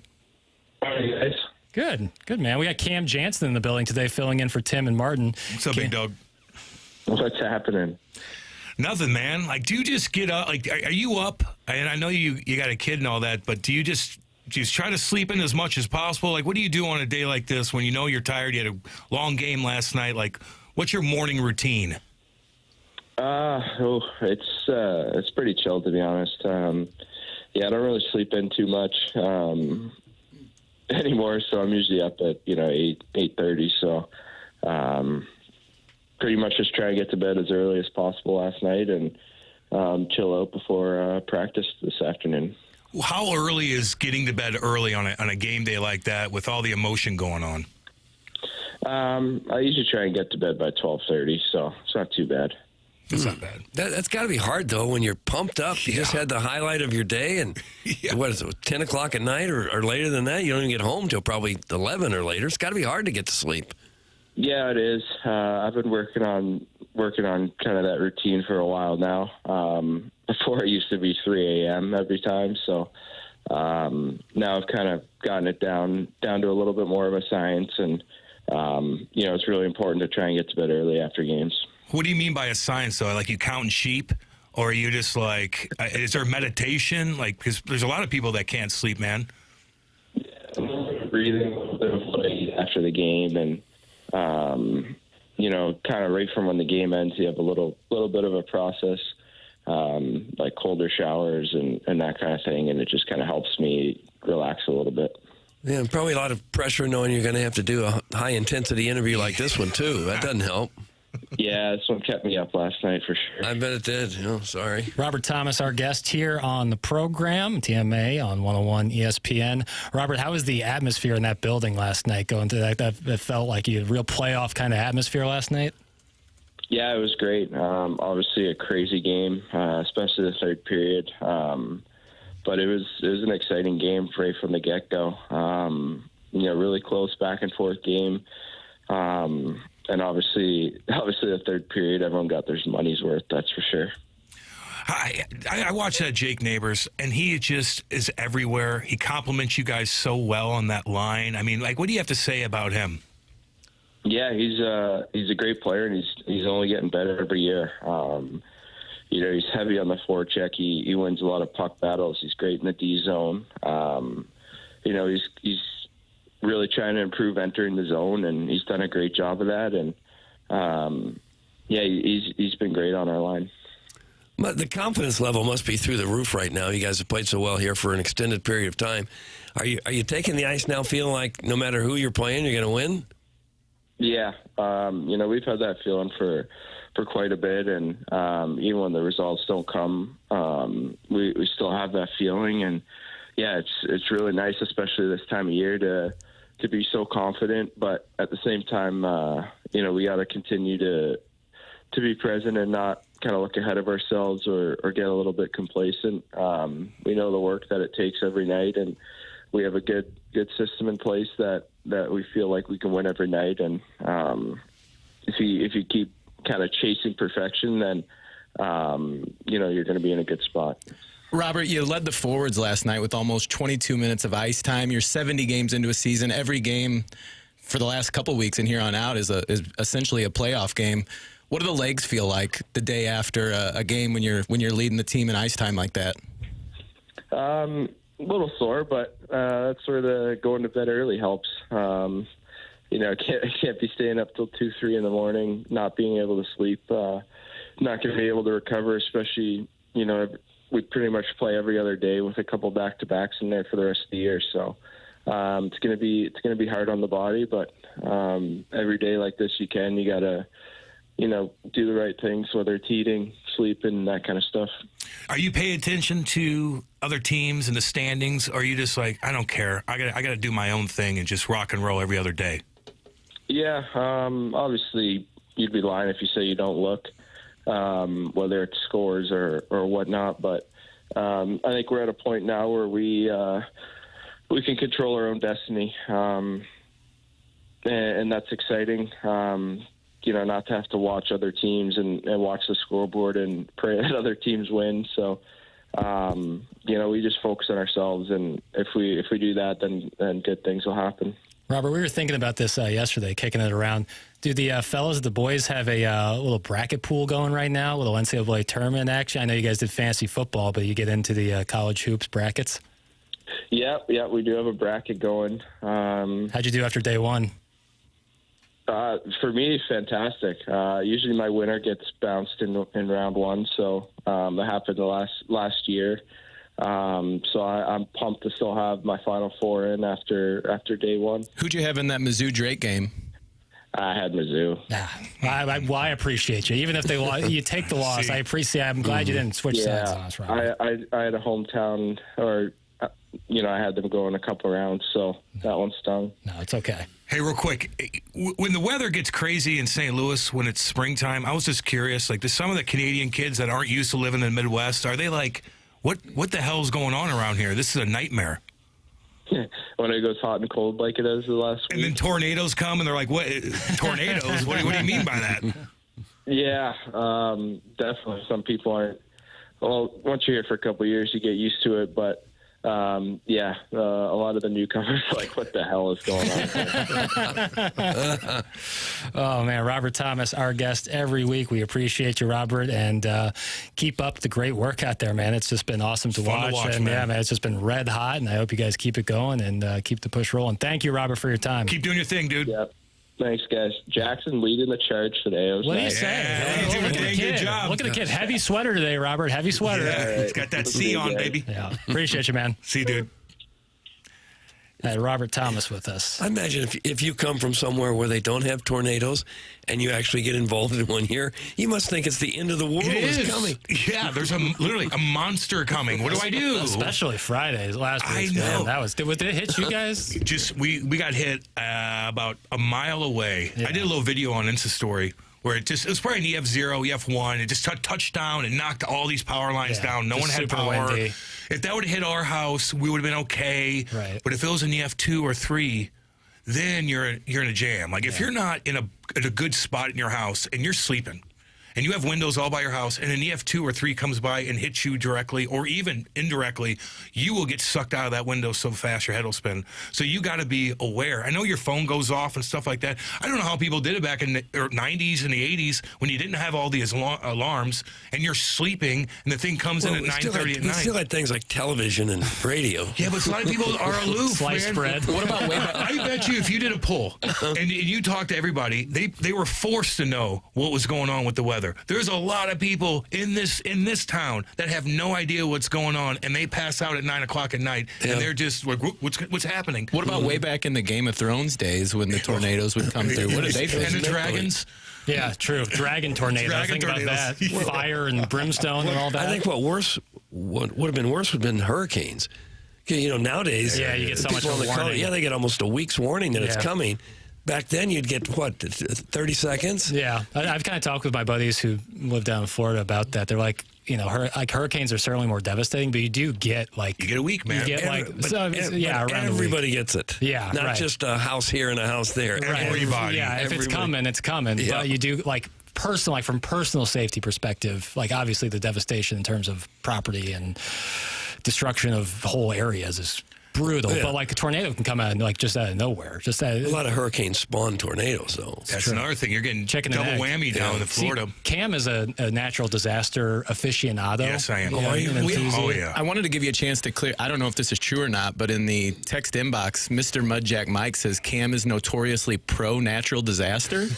I don't want people to die. I'm just curious on how everything comes about. How the tornadoes, like it's a recipe. Like you can't. Tornadoes just don't happen. There's so many different variables that have to go on. It's actually crazy. It's very interesting. It's very interesting. You got to have wind shear to this. This has to be perfect. That has to be Pressure perfect. changes. Pressure changes. You know. Now you have to have rotation. Yeah. So if you really put it all together, it's like that should never happen, and then it happens all the time. You're like, it's just really. I'm really curious on that. Earthquakes. We're gonna get rocked by an earthquake eventually too. We're on down that in New San Madrid. Andreas fault, right? We're in New Madrid. New Madrid fault. Yeah. San Andreas is out in California. Yeah, that was. I They're wish I gonna had get that rocked, putt too. back. I'm just imagining, Blues locker room, and Cam is in there on the whiteboard explaining to all the Canadians about the tornadoes. He's got I will pressure do that. changes. He's got his sleeves rolled up like Yes. Templeton. Just Did you see him the other day? broadcasting from every inch of I that love it. studio. Like, let's go. Like, he's sweating. Like, Yeah. ooh, let's go. He's like- saving lives, He's baby. like Chamberlain going for 100 points in one game. He was Yeah. just cooking. You think he just goes home and he's just feeling himself after a big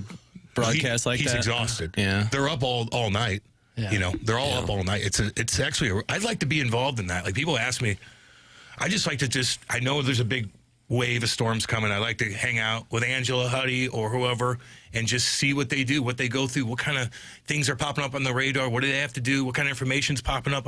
I'd be curious. I'd be standing there all night and just roll the sleeves up with them. Like, let's go. Yeah, lock in with him. Can't do it with a sport coat on. Cannot do Can't it. do. You got to take the sport coat off, baby. No. Did you happen to see the destruction in Joplin? Did you get down there after that tornado? I didn't get down there, but I know everything about that tornado. That was on a Sunday, and they're lucky that was on the Sunday too. But that was rain wrapped, and that was an EF5. Yeah. That thing was so powerful.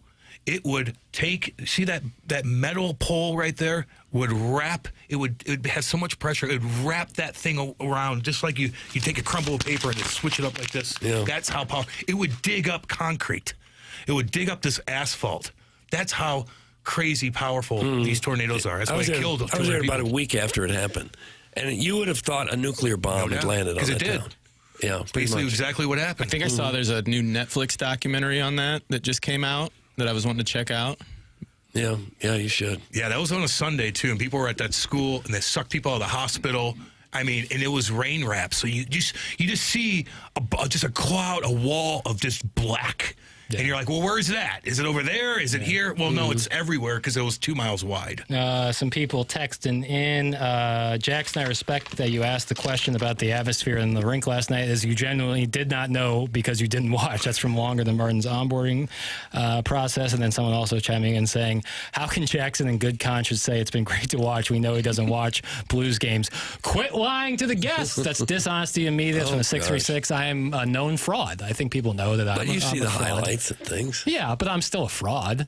I'm absolutely a fraud. You Hey, just don't like the game. You're not into it. it's just not my thing. You're not into it. Yeah. You didn't grow up into it. I didn't grow up into basketball, man. Yeah, it's just My different. parents never got me into basketball. I never got into it. Here's some, and this guy was watching my live stream last night. Some people like things, and some people don't like other things, and that's just Makes a all credo the for sense life. in the world to me. We're in the Mark Hanna 9 o'clock hour. It's Mark Hanna of Evergreen Wealth Strategies, a real life Sherpa.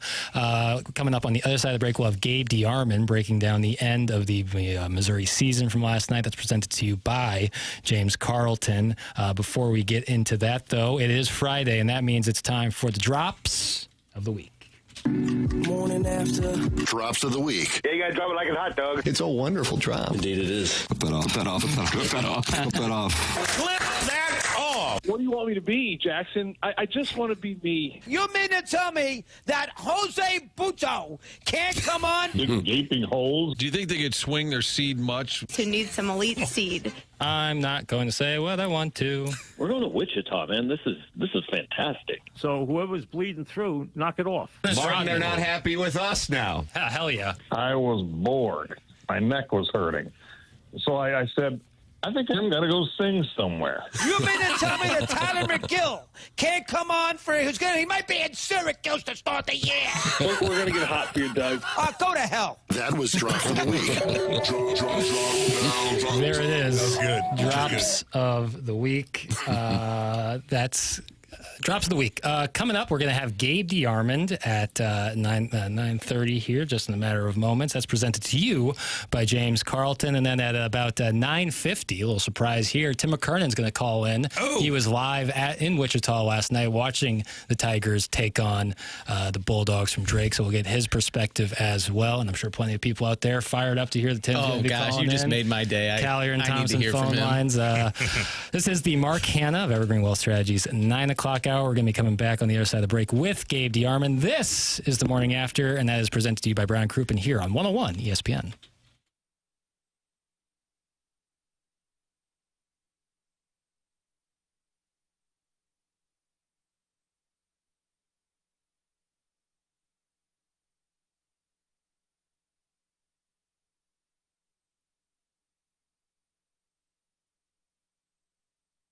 Caw-caw. Hear that, Battlehawks fans? That's the sound of Battlehawks football returning to the Dome for the 2025 season. And Lee's famous recipe chicken wants you to be a part of it. That's why their new Battlehawks box will get you 4 of their famous hand-breaded chicken strips and an order of potato wedges. That's right, potato wedges, man. Big, thick piece of potato, delicious. And that all comes with a code valid for up to 30% off Battlehawk tickets. With this deal, Battlehawk game tickets start at just $14. So get game day ready with a Battlehawks box for just $8.99 at any St. Louis area Lee's famous recipe chicken location. You get 2 dipping sauces. I like that Chipotle Ranch. I take a little bit of that chicken tender right in the Chipotle Ranch. Same with the potato wedge. It's delicious, and you're getting some very cheap Battlehawks tickets. You can get the Battlehawks box in store by ordering online on Lee's new super easy-to-use mobile app, where you can also earn points for free food and discounts. That's Lee's famous recipe chicken.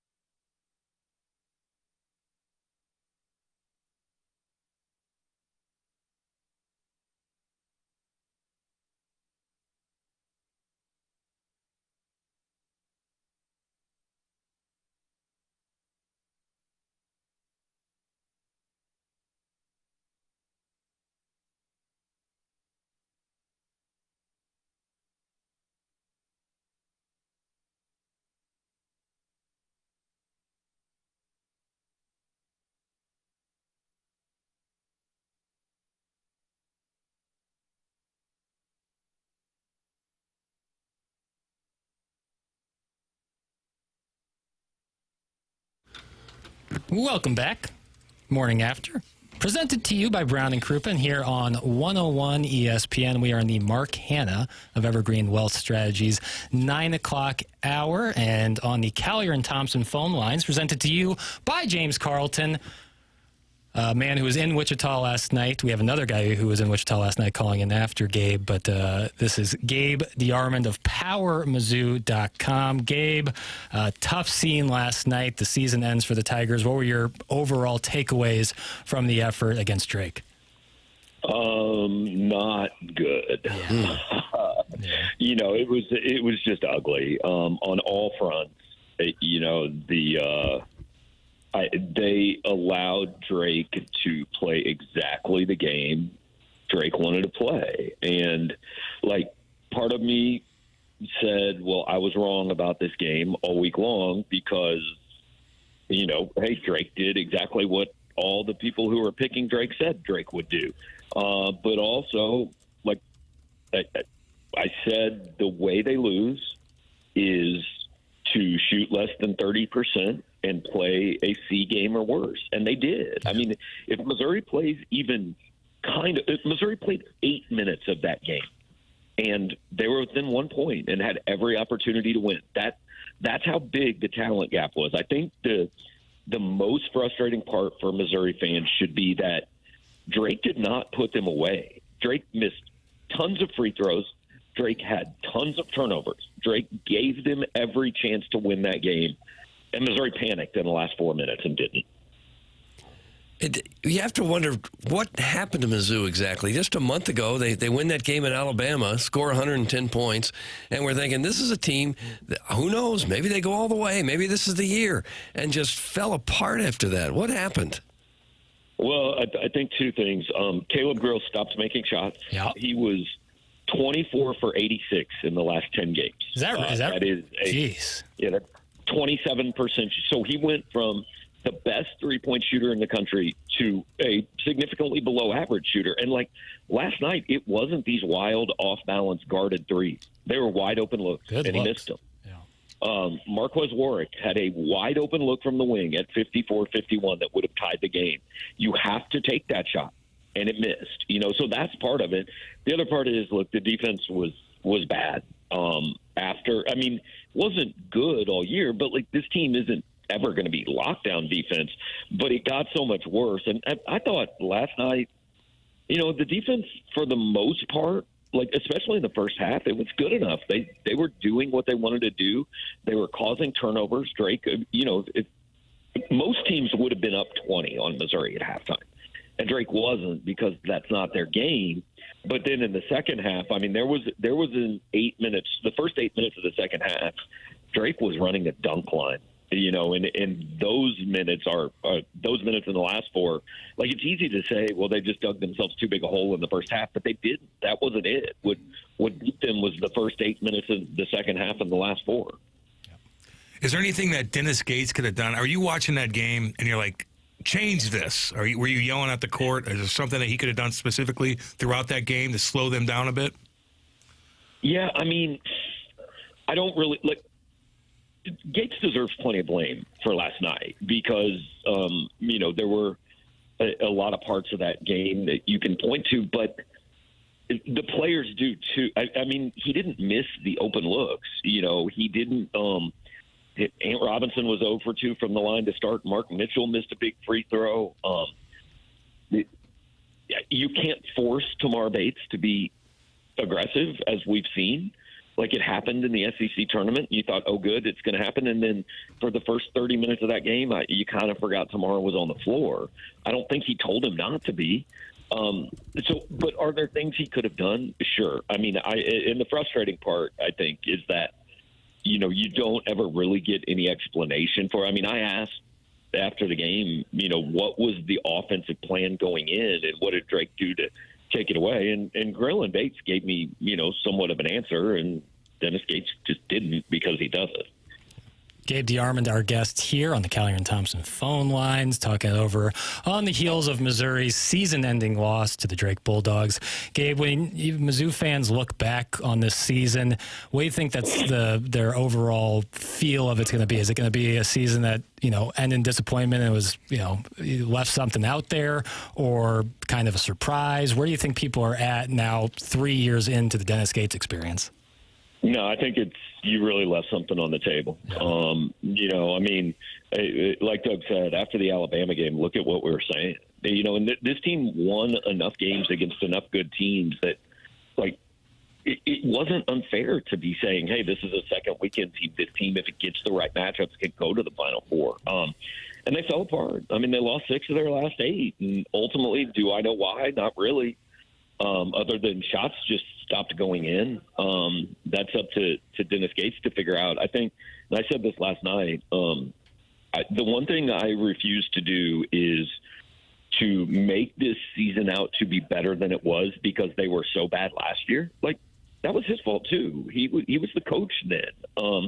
It's kind of like winning the most improved award, which I did my second year in youth swimming. Well, the reason I wanted to nice going. Congrats. I was embarrassingly awful my first year. So I got to a little above average, and that was so much better than I'd been in the first year that they felt like they should give me an award for it. That was Missouri this year. It was like a B season, maybe a B minus, because the end was so college basketball is the final counts for 60% of your grade, and Missouri got a 0 on the final basically. Gabe, I think I heard it brought up on your post-game show last night, but is there something to that Vanderbilt loss kind of deflating the team and kind of taking some of that mojo away? In retrospect, maybe. I think the Vanderbilt loss kind of beat them again at Oklahoma, and the Oklahoma loss was pretty costly. I think maybe just the way it happened, the last 40 seconds in overtime of that game, it could have knocked them down to the point they never really recovered. Again, we won't ever really know that, I don't think, unless one of the players, takes to social media and pours his heart out or something. It's possible. Yeah. In the old days, you could look at the roster and say, who's a senior, who we lose this guy, we lose that guy, but all that's out the door now, right? You never know what the next year's team's going to look like. Well, and that's the hard part about it. There's no team building anymore. He came in and took over an awful situation and won 25 games. Then he turned that into 0, and then he turned that back into 22. I don't know what next year will be. Maybe they'll win 40. Maybe they'll win 6. So I don't even know who's going to be on the team. Right, and I think that when you're looking at this roster and who's left on the team, obviously Jacob Cruz kind of said that he's probably going to be back next year. You got some other underclassmen. What do you think is the biggest need, or some of the biggest needs, that Gates will target in the transfer portal? They need 2 shooters, and they need a big man that's some sort of offensive threat to play next to Mark Mitchell and take some pressure off Mark. Yeah. Because Mark last night had the same problem he's had all year. He's not a 5, he's a 4, and his skill is ball handling and taking guys off the dribble that can't guard him, but he has trouble finishing. If he doesn't get to the free throw line, a lot of times he doesn't score because he just struggles to finish around the rim when it's contested. Yeah. And I think watching last night, one of the most glaring things was if you had an offensive, a big man with real offensive skill down low, how much of a difference that would have made in the game last night. Would have made in a game last night where you could get it down low to him, make him a threat, and then that's how you open up lanes for shooters. Josh Gray just isn't that. He's a great rebounder, but he just isn't a big man with offensive skill. Yeah, and I was surprised we didn't see more of Gray last night. But, Drew King said he thought maybe Gray was a little injured. Yeah, I don't know. We didn't ask about it after the game because, honestly, there were just more important things. And, again, we're not going to get told the truth anyway, so why ask? But, that's possible. Yeah. Which swimming stroke was it that you showed so much improvement on? What's that? What was the swimming stroke that you showed so much improvement on? Backstroke, butterfly? Yeah, I was a butterflyer and a backstroke. That's tough. Butterfly's tough. Whole body. Yeah. Good pec work. You had a rough rookie year, but that's okay. Sounds like you bounced back. I used to be in good shape, actually. Not anymore, but yeah, I used to swim a lot. Was in good shape. Were you lucky enough down in Wichita to get to run into Tim McKernan? I know that was in talks. Did you guys cross paths down there? No, I texted with them a little bit, but by the time they got to the arena, I was, trying to work. I looked for him briefly, but did not see him. Our plan was to meet up for lunch today. That is no longer our plan because I will be somewhere on I-35 at lunchtime. Oh, you're getting out of there, aren't you? You're bailing out. Yeah. Gabe DeArmond, every Friday, every Monday. Gabe, we appreciate your tireless work covering these Tigers, both football, basketball, and everything else, and your contributions to this program. And bad taste in our mouth, but we always appreciate talking to you, Gabe, and you always do a great job giving us the insights, both here and at PowerMizzou.com. Gabe, thank you for your time, Gabe. sir. Appreciate it, guys. Thanks. Yeah. See you, buddy. Dave DeArmond, our guest. Here, that's presented to you by James Carlton. Speaking of James Carlton, Tim McKernan, aforementioned, has something to tell us about the great James Carlton. Okay. James Carlton of the Carlton State Farm Insurance Agency has 415 five-star reviews on Google Reviews. People rave about the service that James and his team provide. And you're talking about not going to a restaurant or some kind of resort. You're talking about an insurance agency, and you go, man, why are people that excited? Well, because they're not used to this level of service. That is how James has built his business. The first time I met him, he wanted me to come by the office. And the reason he wanted me to come by the office was we wanted to see how many people were working there. And why was that important? Because he wanted me to be able to tell the audience that when you call there during business hours, you know you're going to talk to a live person right in Webster Groves who is going to be able to tend to your issue immediately, as opposed to you emailing your insurance agent and maybe they get back to you in a couple days when they have the time. That is not the way it works at James Carlton of the Carlton State Farm Insurance Agency. Plus, there's a good chance your insurance has gone up year over year, and there's a better chance that James and his team can save you money. One phone call, you have nothing to lose. 314-961-4800, or go online at carltoninsurance.net. That's James Carlton. If your insurance costs a leg and an arm, call James Carlton, State Farm. That's James Carlton, who presents Gabe every Monday and Friday. All the madness of March is here, and you can hang out with Brandon Kiley, Alex Ferrario, and Jamie Rivers this Saturday at Max Downtown in Alton, Illinois for a Circus Sports Illinois watch party. Come enjoy some great food, cold drinks, prize giveaways, and nonstop basketball action. Plus, download the Circus Sports Illinois app and get in on the games while watching it all unfold live. It's all happening this Saturday from 6 to 8 p.m. with BK, Alex, and Rivs at Max Downtown in Alton, Illinois with Circus Sports. Get more details at 101ESPN.com. All right, 9:44 in St. Louis. That time check's brought to you by Clarkson Jewelers. Fellas, Tim McKernan's going to join us on the other side of commercial break. He was in Wichita last night at the game, so he'll give us his thoughts. And, it's always good to talk to Tim. Cam Jansen filling in for Tim and Martin today, and we appreciate him fighting through it, baby, bringing us the heat, bringing us that energy, setting the tone. KG also up here on the day is doing great work. Me and Doug, we're just grinders, muckers and muckers and grinders. A lot of sandpaper. What we do. Yeah. Band-Aids. I'm kind of a tuck pointer. Right. Sadness, heartache, be damned. Yeah. We don't care. That's what we do. Let's go. And we don't complain about it either. Where's our admiration? All right. That's going to on the other side of the break, Tim will join us. This is The Morning After, presented to you by Brian Crouppen right here on 101 ESPN.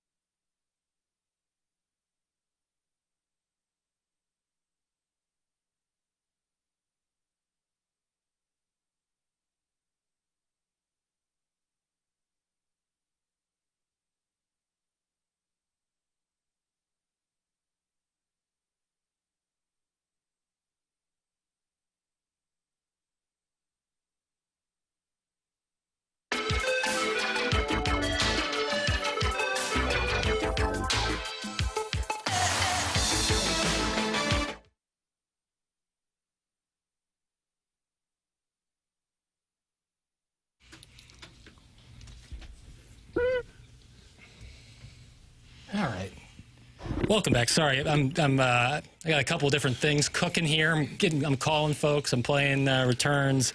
Just trying to get my head on straight here. Cook it up, baby. We're back. This is the morning after. It's presented to you by Brown and Crouppen, still in the Mark Hanna of Evergreen Wealth Strategies 9 o'clock hour.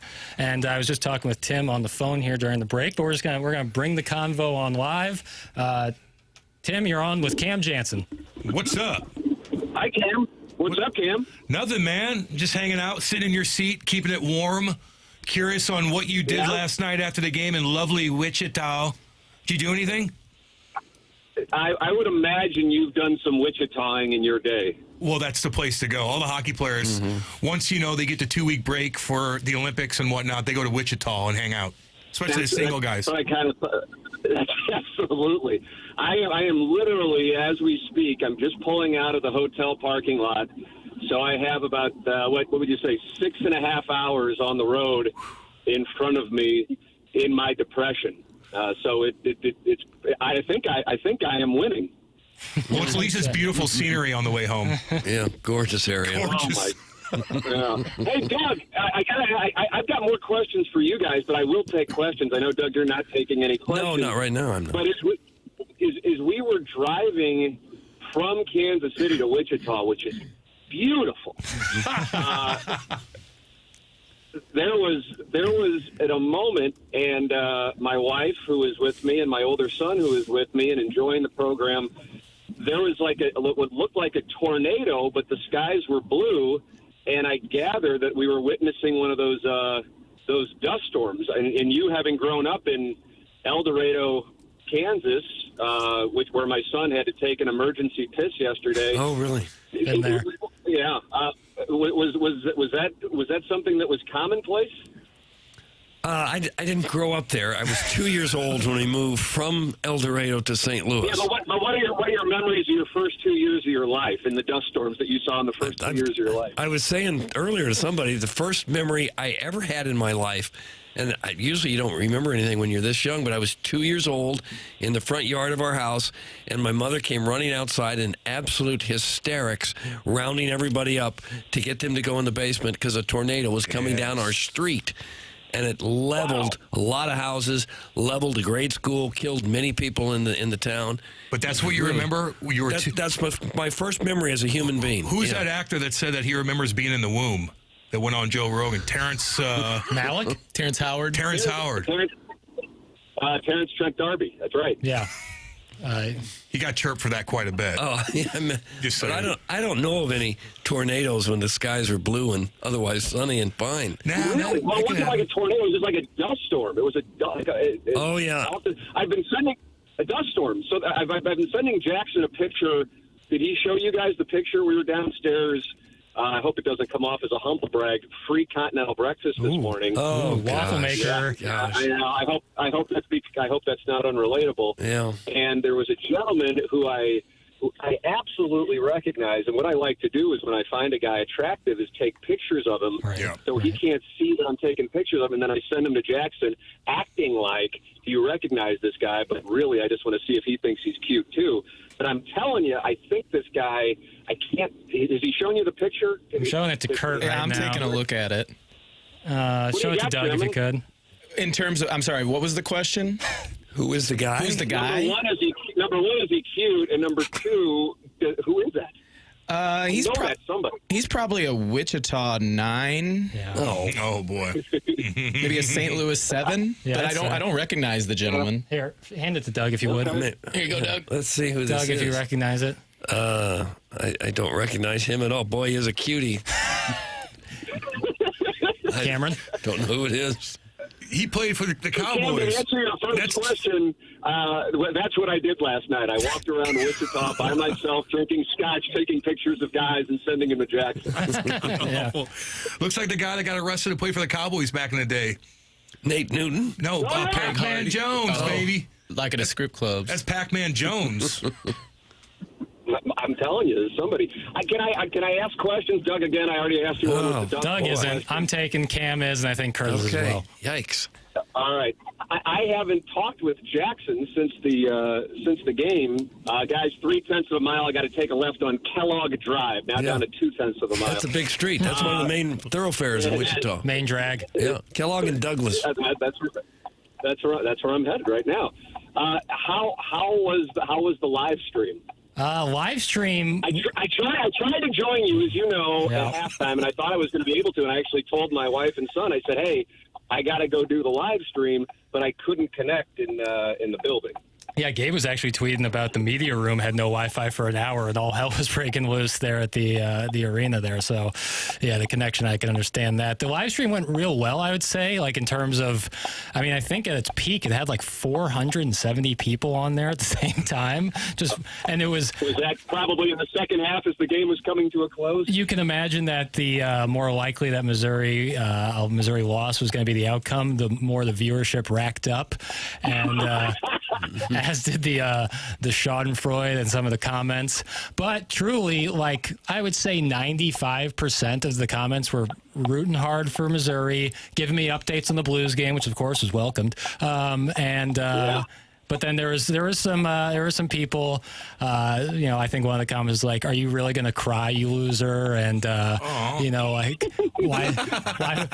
could this possibly mean so much to you? And like, just, it was so I got plenty of that, and it was earned. Like I said, I talk a lot of smack, but for the most part, it was really good. It was only tough when I had to use the bathroom because my toilet is so close to my living room, and so people were like, "Oh, great stream," and I thought they were talking about my live stream, but they were talking about my urine. Oh, gosh. And you had an you have a good stream. You have that 27-year-old stream. Oh yeah, and that usually can be forceful. Oh yeah, exit velo. As good as it's ever going to get. Tim, I was watching him live last night too, and he looked downtrodden. It was bad. The lighting too. It just it was so depressing. And there was an unfortunate hand washing situation after one of the bathroom breaks. In what way? Did you not wash your hands and then you realized what you did and decided to go back and wash them? Because you're getting jerked. No. Well, I wanted to get back quickly because I thought to myself, if I'm a viewer out there, and I see for 2 minutes that there's no one on the live stream, it's just like an empty couch. I'm like, well, I'm getting out of here. So I hustled back. And then I realized, I need to go back and wash my hands. So I checked in with the people, made sure everyone was okay, and then went back and washed my hands. No.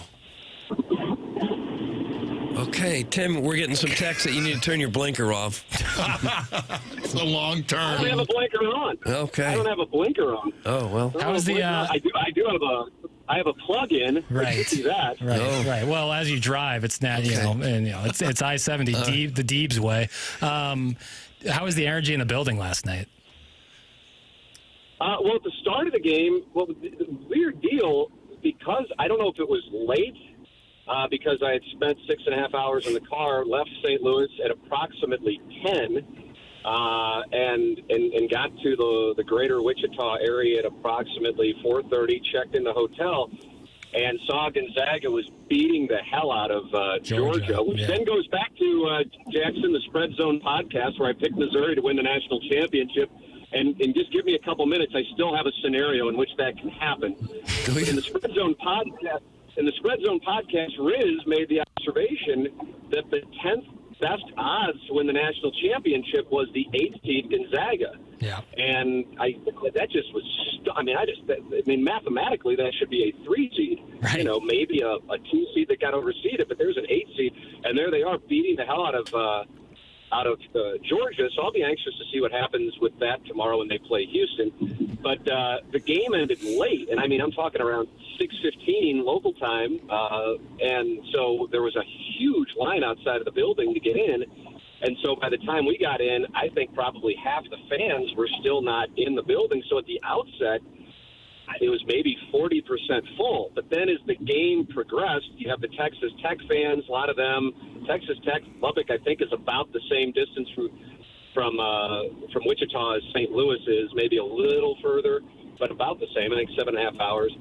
And so it filled up, and that's when Missouri made that 10-0 run, and that's when the building had real energy. Otherwise, it was pretty much all Drake the whole time. And so, you have a relatively empty building and Drake fans and Missouri looking as bad as they did. So it was not your typical NCAA tournament game. And the best way I can draw an analogy for an NCAA tournament game, if you do have two fan bases there, I don't know what the Wilmington situation was. I can't imagine that was too loud when they played Texas Tech. But if you do have fan bases that are well represented, so for example, if Kentucky and Tennessee were to play each other, it'll be like a bragging rights game, except with even higher intensity because the outcome is do or die. Right. That's what a great NCAA tournament atmosphere is like.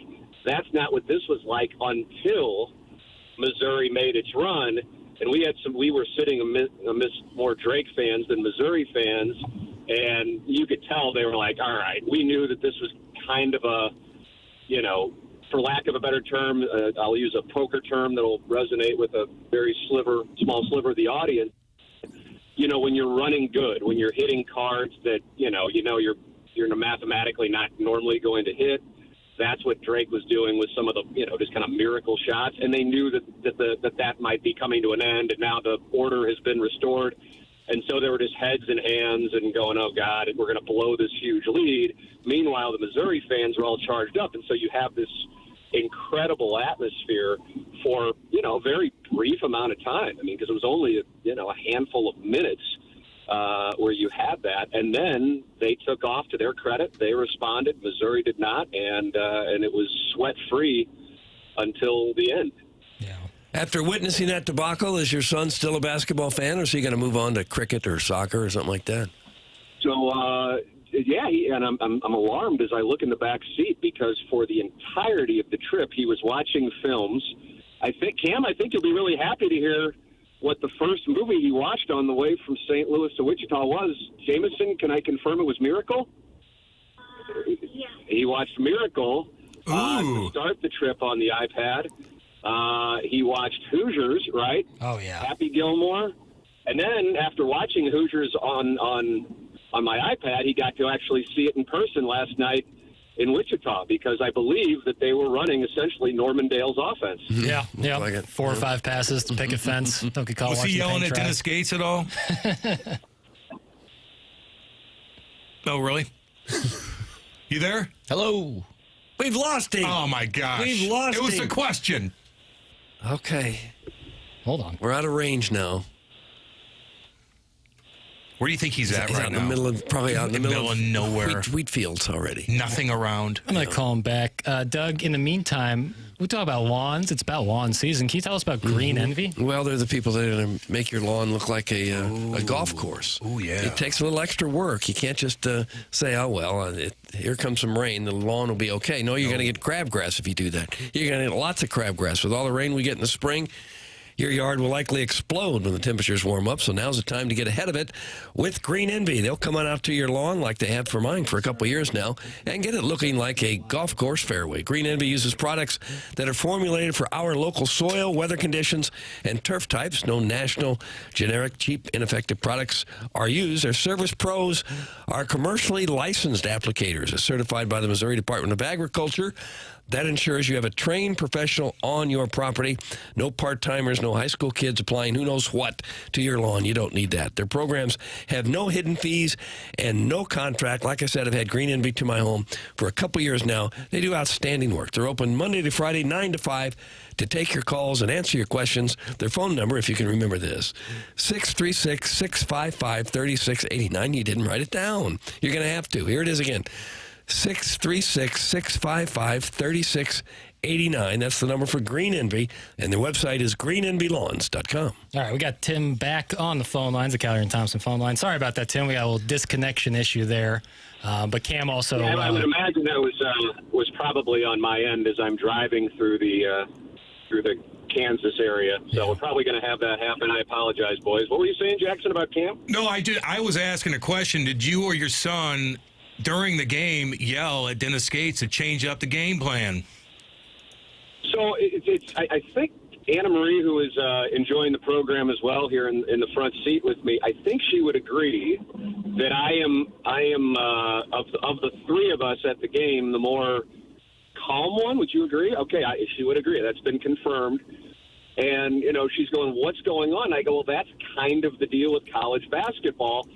you play 30 some odd games, and then your season is determined by 40 minutes, and so it's got a great deal of variance. And so, from a Missouri standpoint, I'm curious, and I obviously I'm driving, and so I haven't had a chance to read or listen to what people are saying yet.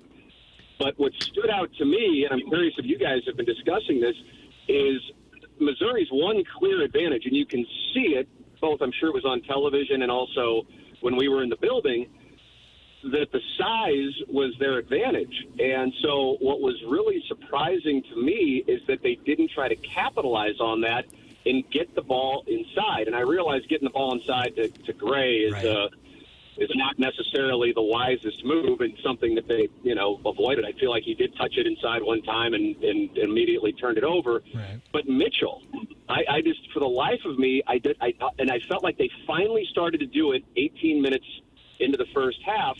And then in the second half, it looked like there was a conscious effort out of the half to make sure he got touches and work the ball inside.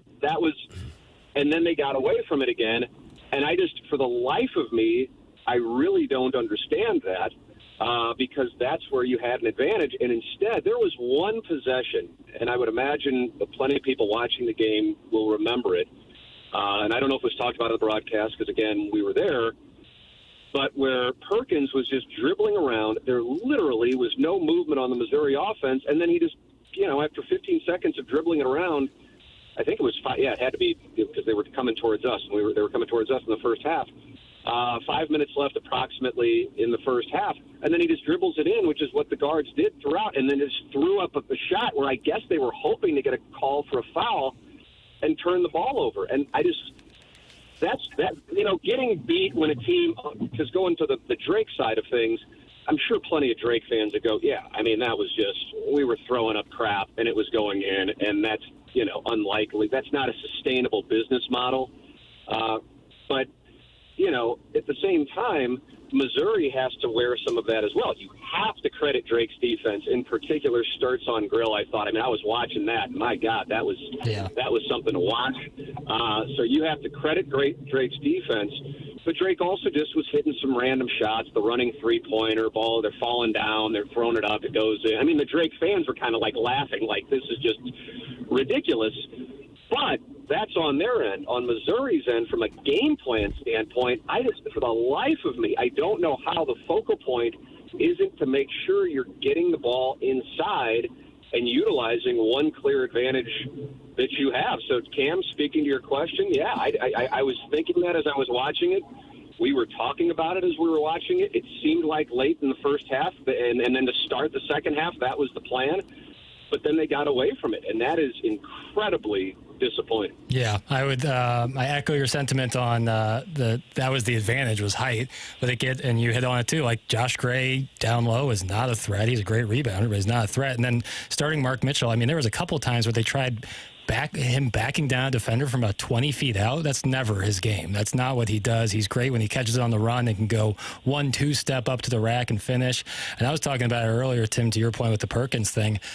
The last month or so, they go up to the basket hoping to get fouled as opposed to hoping to make the basket and then maybe also get fouled. Like they go up with it seems, intent to get fouled, and I just don't think that's a sustainable offense. And that's what it was in the first half. And what I think Sturts picked up the first foul of the game, like 14 seconds in. On Robinson. And then to his credit, didn't pick up another one. I mean, there were opportunities there because Drake was getting into some foul trouble. Mm-hmm. And I just that is really disappointing. And from a big picture standpoint, I know that's probably not where most people are. I mean, you'll have your portion of any fan base because you're going to have 67 fan bases calling for the head of their coach. Not 67, but you'll probably have about 30. Because if and when Drake loses tomorrow or if and when Drake loses next week against St. John's or Arkansas, I think more fans for Drake will be like, oh, my God, are we going to lose McCollum? And understandably so, because what a great job he does. But most fans are going to be blaming their head coach. That's just standard. That's the way that it works. But specific to this, for Dennis Gates, he's now had 3 NCAA tournament games, Utah State, Princeton, and Drake. He's been a substantial favorite in all three, and he's 1-2. And last night, a 10-point loss where, candidly, guys, I mean, one of the reasons Missouri was still in there, you have to credit them for battling back with the 10-0 run, but very oddly, similar to Missouri shooting 25% from three and as poor as they did with 2-point baskets inside the paint, which is really inexplicable because I think Drake, I'm driving, but I think Drake is 304th 2-point field goal percentage, and yet Missouri's was dreadful last night. But Drake also just missed free throws left and right. If Missouri would have lost that game and had the free throw percentage that Drake had, we would have said, boy, Missouri blew it at the free throw line. I assure you, if Drake lost that game, their fans would have been going, holy crap, it was there for us, and we didn't hit free throws. I couldn't believe it, how much they struggled at the free throw line, which really allowed Missouri to stay in the game. On the other side of it, Missouri, I don't have the stats in front of me, but I think Missouri for them, I mean, God, Josh Gray hit back-to-back free throws. That would have paid like 10-1. Yeah, 88%. Yeah, oh my God. Yeah. Missouri's struggles were 2-point field goals, and it was just really, really alarming. And Missouri missed a bunch of open looks within 5 feet of the basket.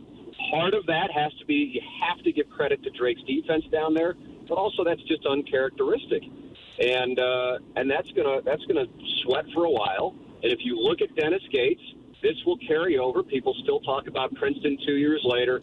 And now this team, I think everybody would agree, was a better team than the 2023 team. But the way that it finished the season and the game plan in particular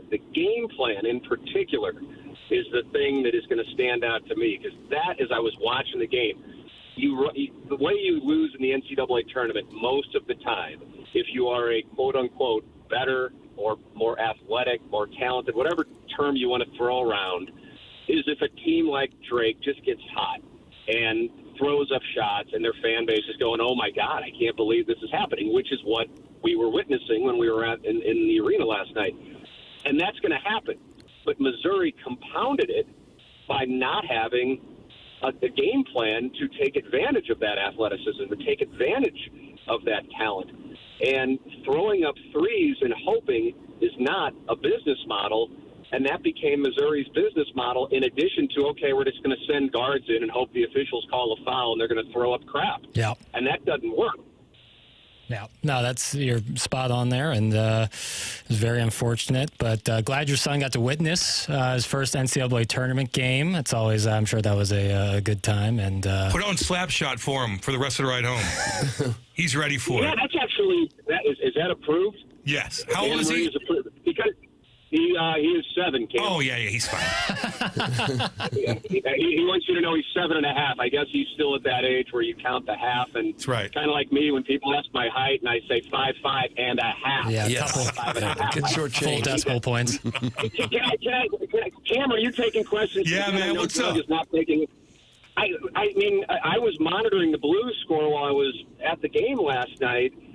We haven't had a chance to talk about it. I mean, what the hell is going on? This is incredible what's going on. And I'm super fired up that we get at least a sweat here down the stretch, because a month ago, just like, okay, crap, are they going to make trades and sell at the deadline? And now it's like, I listen to the Curbside podcast. I hear you and Kerber talking, you and Joey talking. I mean, this is a different operation. This isn't just like sneak into the playoffs. This might be get into the playoffs and do some damage. This is a whole different concept. Yeah, like if I'm Winnipeg right now, you're looking at it like, oh boy, they don't want to face the Blues. I don't think anybody really does right now. When a team's rocking like they are, like I've been on teams that just everybody's doing everything right. And, you're not even practicing anymore. You just have it in the back of your head. You're just going out there and you're playing, and then you play again, and then you play again. Like you really don't. You regroup and you play. Like there's no practice time. So everybody has the same mindset, and they are playing like a playoff team. They're doing everything right when it comes to, offense, to the neutral zone, to defense. Our defense are so deep. Tyler Tucker's playing great. You got Cam Fowler, who no one was really talking about when he's in Anaheim. Wasn't putting up any points. Army gets him. Yeah. Everybody's like, oh, cool, Cam Fowler. Don't know much about him. Then he comes over here, and he's playing 26 minutes a night, and he doesn't make mistakes. You know, you're missing Colton Parayko. The goaltending's been great. They are fun to watch right now. And everybody in the NHL is looking at this team like, what is going on? Monty's got them rocking and rolling, Timmy. He really, really does. That 2-week break really helped, not just the players getting healthy, but for Monty to finally be able to settle down, get his coaching staff together, and work on different things. What do you got? What's working? What's not working? We got a little bit of time to kind of regroup and fix a couple things, and they did. And they came out like a bat out of hell 3 weeks ago, and they have not slowed down at all. It's crazy. Yeah. I'm curious your perspective, because I think it was either 2 or 3 weeks ago today that we got that Parayko news. Oh. And when I heard that, I think I was listening to the Fast Lane, and I think I heard Montgomery come on with the boys in the Fast Lane. My immediate reaction, and I'm curious what yours was, I'm like, man, that sucks because they were playing well, and I would have loved to have seen what they could have done if they would have had him healthy. And in my mind, I'm like, well, they're done. And instead, I think they've lost 2 games in regulation. I think that's what it is, or maybe just 1. I know the Pittsburgh game, I don't remember what the chronology was with the Stars thing. Stars thing might have been before that.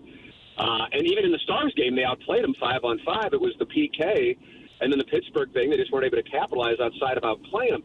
But when you heard that news and you know the game and you're around the team, were you thinking deep down internally like, oh, this sucks, there's no way they can recover from that? Or were you thinking, well, maybe there's a chance? What were you thinking when that happened? I thought it was fake at first. Kate and I were having a couple of cocktails right by the pier in California, and we're just looking at my phone, and we're just chilling. The wind's blowing. We're like, what's up? Everybody's in a good mood. And I look at that. I'm like, nah, that's fake. Then I kept scrolling. I'm like, nope, it's real.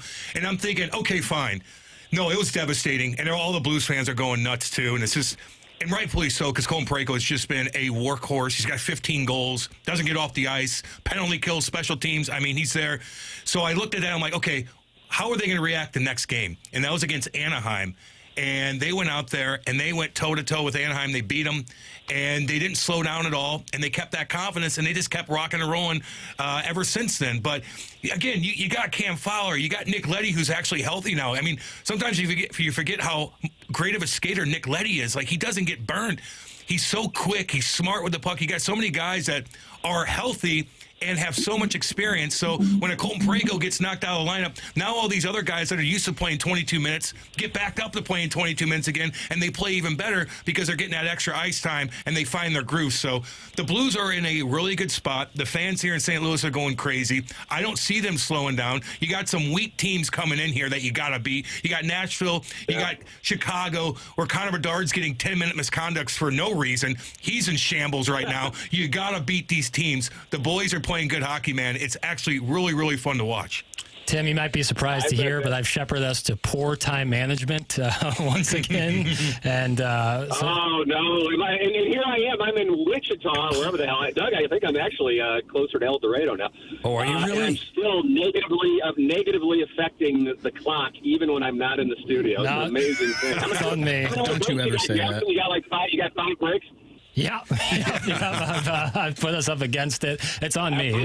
It's on me. It's on me. But hey, we're gonna get it done. But appreciate you calling in, Tim, and glad that your son got to see his first tournament game, which would have gone better, obviously. But glad I got to experience that with you and the fam. And drive back safe, my man. Drive safe, baby. All right, boys. Good talking with you. Take it easy. Take it easy, Tim. See you on Monday. See ya. All right. All right, fellas. We're going to take a commercial break because we're due for one, and I'll be coming back with more of the morning after right here on 101 ESPN. Yeah.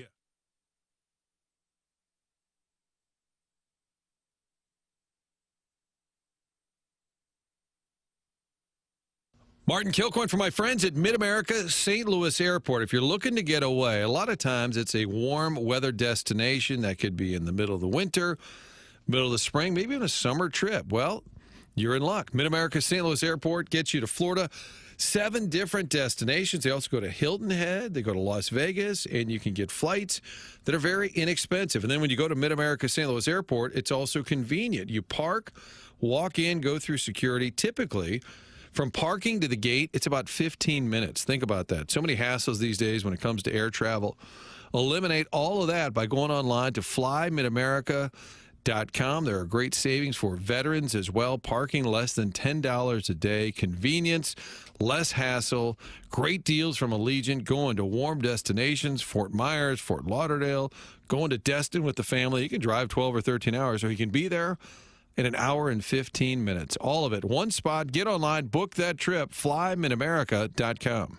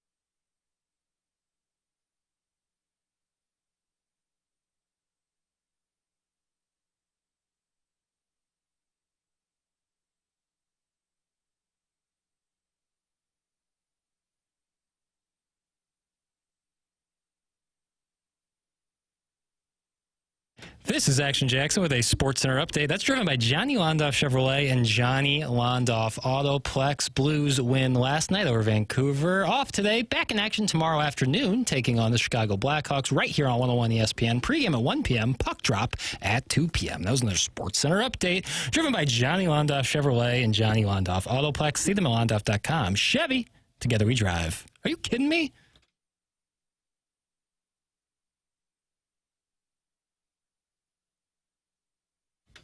Welcome back. You're listening to The Morning After, presented to you by Brown and Crouppen right here on 101 ESPN. We were joined today by Joey Vitale, Robert Thomas, Gabe DeArmond of PowerMizzou.com, and just in that last segment, you heard Tim McKernan calling in on his drive home from Wichita. If you missed any of that, you can podcast it with the Schaefer Door Company podcast. You can also check out the 101 or TMA STL apps. That's presented to you by Dobbs Tire and Auto Centers. Poor clock management on my part today. No. You know, that's tough. It's tough on me. That's what I do. It is a bad job on me and only me, so that's my fault. So we're going to make good here and have a couple shorter segments here. But we'll be back with more of The Morning After coming up on the other side of the break. This has been TMA on 101 ESPN.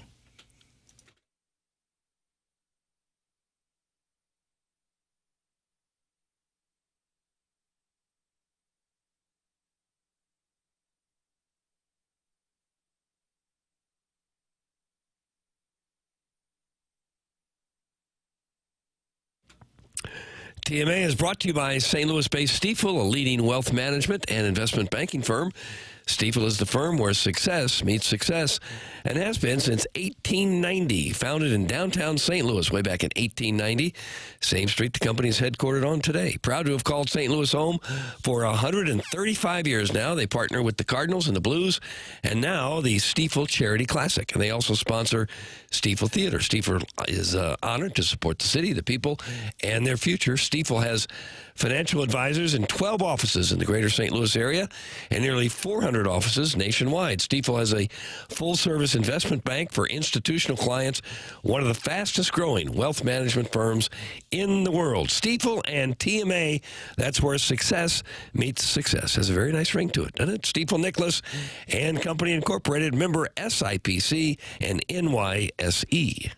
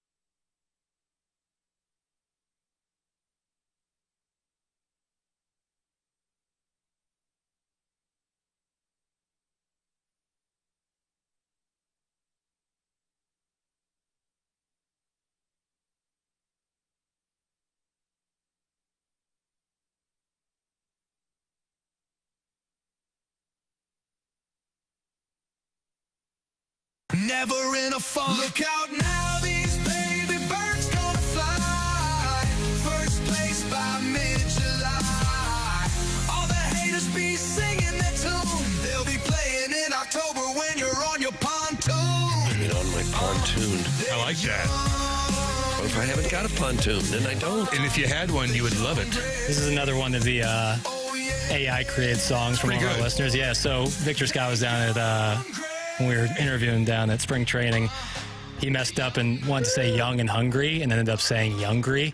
And so we've kind of assigned that to this team. That they're youngry. And so that song reflects that. Some news here on the Redbirds. John Denton just tweeting out in the last hour that the Cardinals Hall of Famers scheduled to attend opening day, which is just 6 days away, Cam. And we're going to be broadcasting live from BPV. It's actually, the forecast is pretty strong. Good. It's going to be, I think, in the around 60, pretty sunny.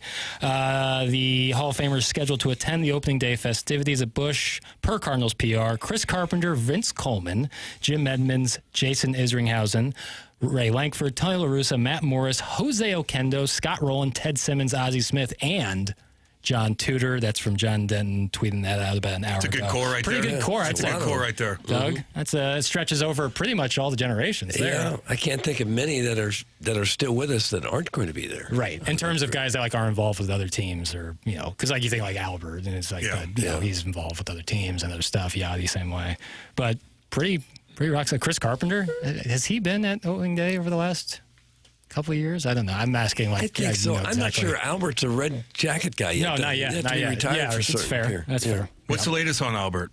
What's he got going? He's trying to be a coach or a manager? He was coaching down in. Was he coaching down the DR? I thought managing down the DR. I think so. I thought he won that championship over. I don't know what the league was, but we're all crowdsourcing ourselves here. And didn't he marry the daughter of like the prime minister of the Dominican Republic, the president? There you go, Albert. I think he did. I'm trying to see. I'm crowdsourcing myself. He's taking on a new managing gig. He's the manager of the Dominican Republic for the 2026 World Baseball Classic. Oh, and then that's a ways off. Yeah, but MLB.com article about 3 weeks ago saying that Pujols on being a major league manager, it won't be long. So, I'm sorry. Every time I hear the Dominican Republic right now, I think of that missing girl. Right. Oh yeah. Yeah, and you're right, Doug. Nicole Fernandez, daughter of former DR president. So, yeah, attaboy. He could probably be the president himself. Yeah, I was gonna say. You know what I mean? For sure. And then Yachty's just still doing his thing. Any update on him? He's still we know he came around on a his lot son's last year. He's doing the high school baseball thing with his son down in Austin. Yeah, there's an article in The Athletic a week or two ago saying saw a couple how excited, like he just really wants to manage, like he wants to get into coaching. Okay. And that doesn't surprise me as a competitor, as competitive as he is, Sometimes you do think like, don't you just want to sit back, lay on the beach, go to different events here and there, whatever you want to do, spend your money. When you made $100 million. When you make $100 million bucks, do you want any kind of stress in your life? But I'm sure you've played with a ton of guys, and maybe you have a little bit of it in you as well. Like, just because your playing days are over, that thirst for competition doesn't just end. Yeah, it does.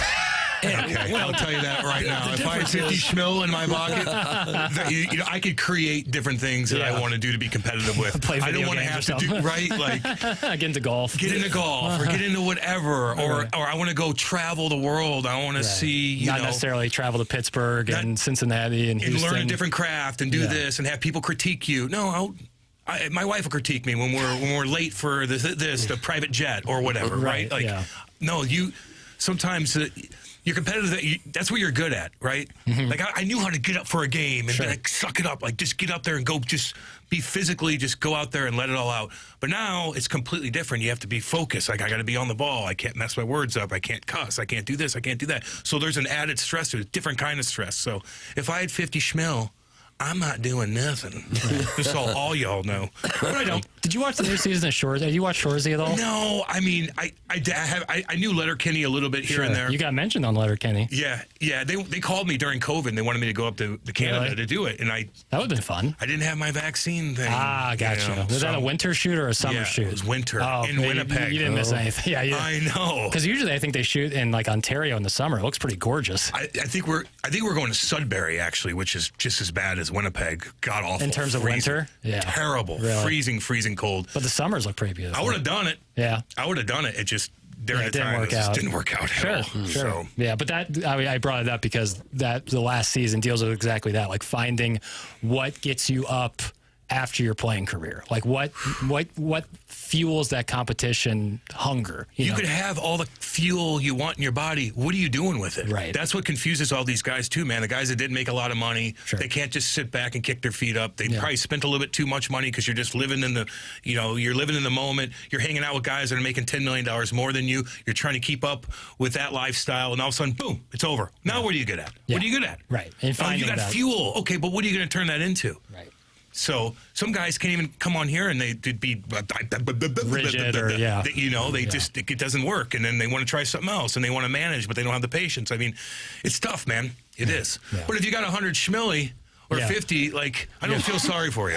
Okay, but for baseball players, they didn't go through the physical grind that a hockey player does. They didn't lay down in front of a slap shot. They didn't get sticks across the back of the head or in the shin bone. No. So concussion problems, for me, I aged myself thinking about getting knocked out all the time, fighting guys. Like, that aged me, man, so bad. Like, you're trying to sleep during the day of a game, your little nap time. Oh, my mind's just racing so bad. Am I going to get knocked out in front of my mom and dad and my girlfriend or whatever the case is? Like, that aged me. And, your head takes a beating, too, man. Like, it just does. Like, am I going to be okay in 10 years? I don't know. I feel pretty good right now. Yeah. Look good. good. Lucky. You look damn good. I look okay. No. I got to lose weight. I'm pale. My lips bleeding like a psychopath. Like, what the hell is going on with me? That was from the hot take. That was weird. But it had to be frustrating sometimes to just want to play hockey, but you couldn't because you had to go out and hit somebody and get in a fight. The hitting that's part of it. But yeah, the fighting thing, like, I got to get a puck out of the zone. Like, Cam, all you do was fight. No. I couldn't make a mistake. If I made one mistake throughout my job, I'm not playing again. So that's an added stress level. Then 6'6" Brian McGrattan's over there with no teeth that wants to hurt me, literally hurt me. And then I'm like, I got to go get the puck out of the zone, but he's over there. So I'm waiting to fight him. And then Andy Murray sits me and I don't fight him. So I'm thinking about that. Then I got to go make a play. And then it was tough. It was tough to handle. Yeah. It ages you, dude. Sure. All the while you're worried about getting zipped up, and infections just. Then my leg could have amputated my leg. Oh my God! I'm just trying to get some ice time. I lose my leg. This is a tough sport. It was horrible. Boy, howdy. We're going to take another commercial break here and come back with more of the morning after. You can still send in your emails for the Design Air Heating and Cooling email today. That email address is themorningafter@InsideSTL. Get involved in the Design Air Heating and Cooling email today, which is coming up in about 10 minutes here on 101 ESPN.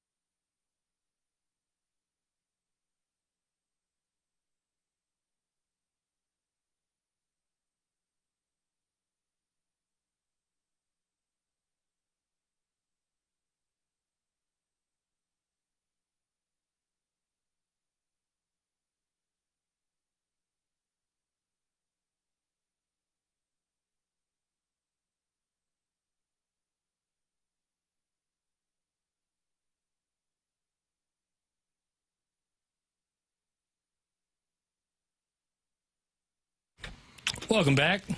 Morning After. 101 ESPN, presented to you by Brown and Crouppen. Still time to get your emails in for our Design Air Heating and Cooling email of the day. The morning after at Inside STL is how you do that. Appreciate all the folks on the Air Comfort Service text line talking it over with us today, giving us a little hell, mostly me. They're chirping a little bit. Yeah, but that's to be expected. But also some tire pumping, Cam. Harrison's brother Master is saying how great it was to hear you on the program, and I echo his sentiment. Me and him usually don't see eye to eye. Appreciate that, but bud. absolutely agree. It's a pleasure coming in on short notice. Yeah, man.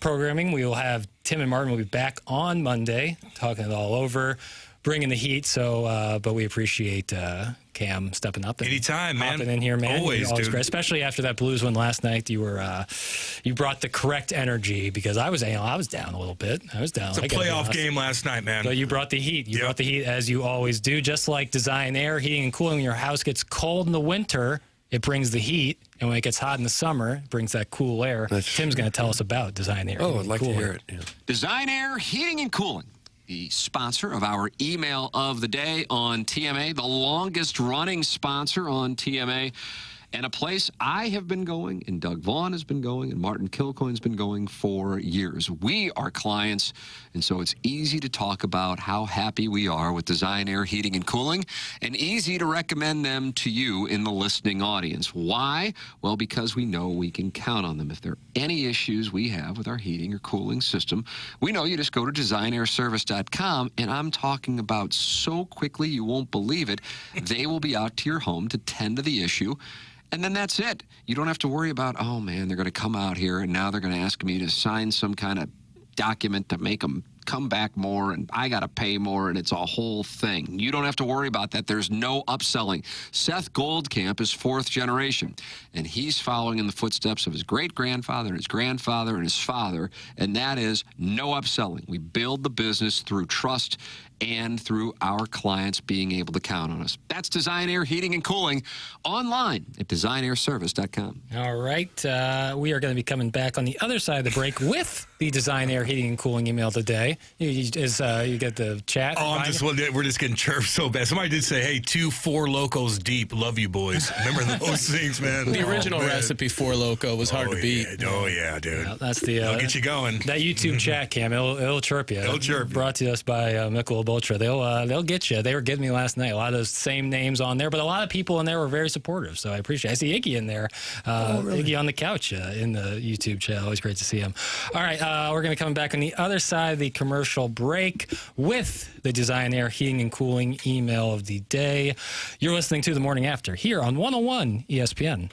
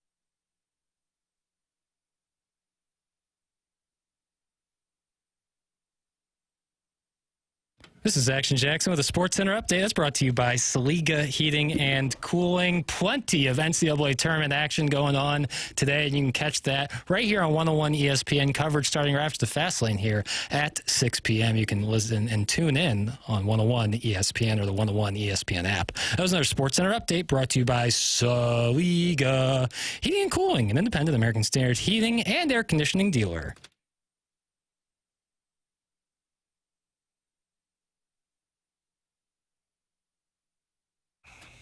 And welcome back.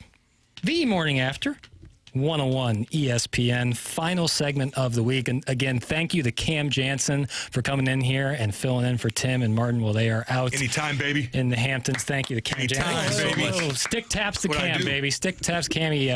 He brought the energy, brought the heat, and we appreciate him every single time he can be out here. Speaking of being out there, you can go check out all the madness of March. It is getting underway, and you can watch the games with 101 ESPN and Bud Light. Join BK and Ferrario and the Fast Lane from 11 to 6. They're going to be live from Cyberg's on Dorset here today. Come enjoy some food, a cold Bud Light, 101 ESPN giveaways, and plenty of screens to watch the games. You can get more details at 101ESPN.com. Our tournament tip-off watch parties are refreshed by Bud Light. That's easy to drink and easy to enjoy. BK and Ferrario will be coming up after our program and the Fast Lane after that, breaking down the Blues game, breaking down tournament action. Illinois taking on Xavier today. I feel like we haven't talked about that enough, but we're well on time. And that Mizzou game obviously was left a huge hole in my heart, but I'm rooting for the Illini. You know, people out there.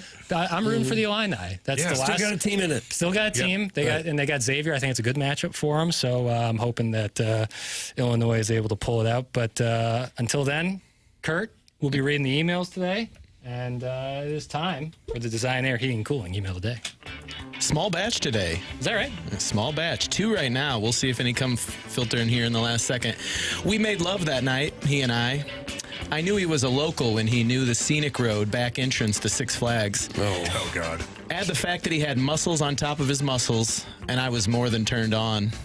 As we jumped onto the Screaming Eagle, he started sweating profusely. The aroma of garlic butter was like a aphrodisiac, so we held hands. As we started to exit, he went into a panic. His Eureka High School class toe ring had slipped off his dripping Barney Rubble-sized feet. Oh. When I found it on the floor, he was more than pleased. My reward? Manual stimulation by his massive man hands. All right. And that came from that came from a girl, It Doug. didn't. Oh, It yeah. did not. Her name's Eileen. Eileen. And her last name was Dover. Dover. She's French. Ah. Eileen Sweet Dover. woman. Eileen Lovely Dover. woman. She's not that lovely. And, Screaming Eagle. and finally, Oh, wow. Mizzou lost. Tim and Martin are gone, and my bracket is busted because I had Clemson in the Final Four thanks to a, quote, hot tip. My bad. This is not the time for a funny email. This is a dark day, and I'm not in the mood to say anything clever. Jackson is downtrodden. Cam's mouth is leaking, and Doug is so despondent he can barely even talk. Today, I'm not going to make fun of anyone. I'm not going to bring up the fact that Jackson actually did spirit fingers on his live stream last night like a high school cheerleader trying to put a hex on Drake's free throw shooters as if they could feel his energy from hundreds of miles away. It worked. It's only weird if it doesn't work. Right? I won't mention how the pale kid repeatedly punched his couch like a frustrated middle schooler who lost another round of Fortnite. It's true. If Mike Tyson would have hit Jake Paul as hard as Jackson hit his couch, that fight would have been over in the first round, just like Mizzou's season. Damn. I won't bring up my vote. Yeah. I won't bring up the fact that Jackson was so flustered that he literally had to change shirts last night in the middle of his live stream because he nervously sweated through the first one. That's not why. I was trying to change up the juju. I told you to pop the top. And I'm damn sure not going to mention the fact that Cam's mouth was so bloody this morning that he looked like Ozzy Osbourne after he bit the head off that bat. Oh, no. Oh, man. I'll also avoid the fact that the trajectory of the Tigers' entire season took a nosedive as soon as Dennis Gates appeared on TMA, and that this show is to blame for their collapse. Hell, even Tim's blinker lasted longer than Mizzou's tournament run. That's from the JV golf coach. JV That was pretty good. golf coach. And You get one more? I'm going to let you Filtering know on here the in a fly. second. We'll go on the fly. We'll do it live. The highlight of the game last night was Jackson's neighbor practicing the recorder. I felt terrible for Jackson. He is such a good dude with his heart on his sleeve. And, Doug, that comes from Shooter McGavin, the vice president of the Collective Missouri Sadness. And, Doug, that's what we have for the Design Air Heating and Cooling email of the day. I'm going to start with Cam. Cam, what you got? Eileen, baby. Eileen Lovely Dover. woman from Eureka. She's not that lovely. She is a Lovely gentleman. woman. I'm going to vote for the JV golf coach. I will recuse There you go. myself as the reader, Jackson. I will be going with the JV golf coach. Oh, okay. All right. Nice. Congratulations. All right. There it is. JV golf coach picks up another win on the month. That makes 6 wins for him on the month of March. That's going to do it for us today. For Cam Jansen, who was kind enough to fill in. Appreciate you. For Love Tim you and guys. Martin. For Doug Vaughn. For Kurt. For Tim and Martin. I'm Action Jackson, and this has been The Morning After, presented by Brian Crouppen on 101 ESPN.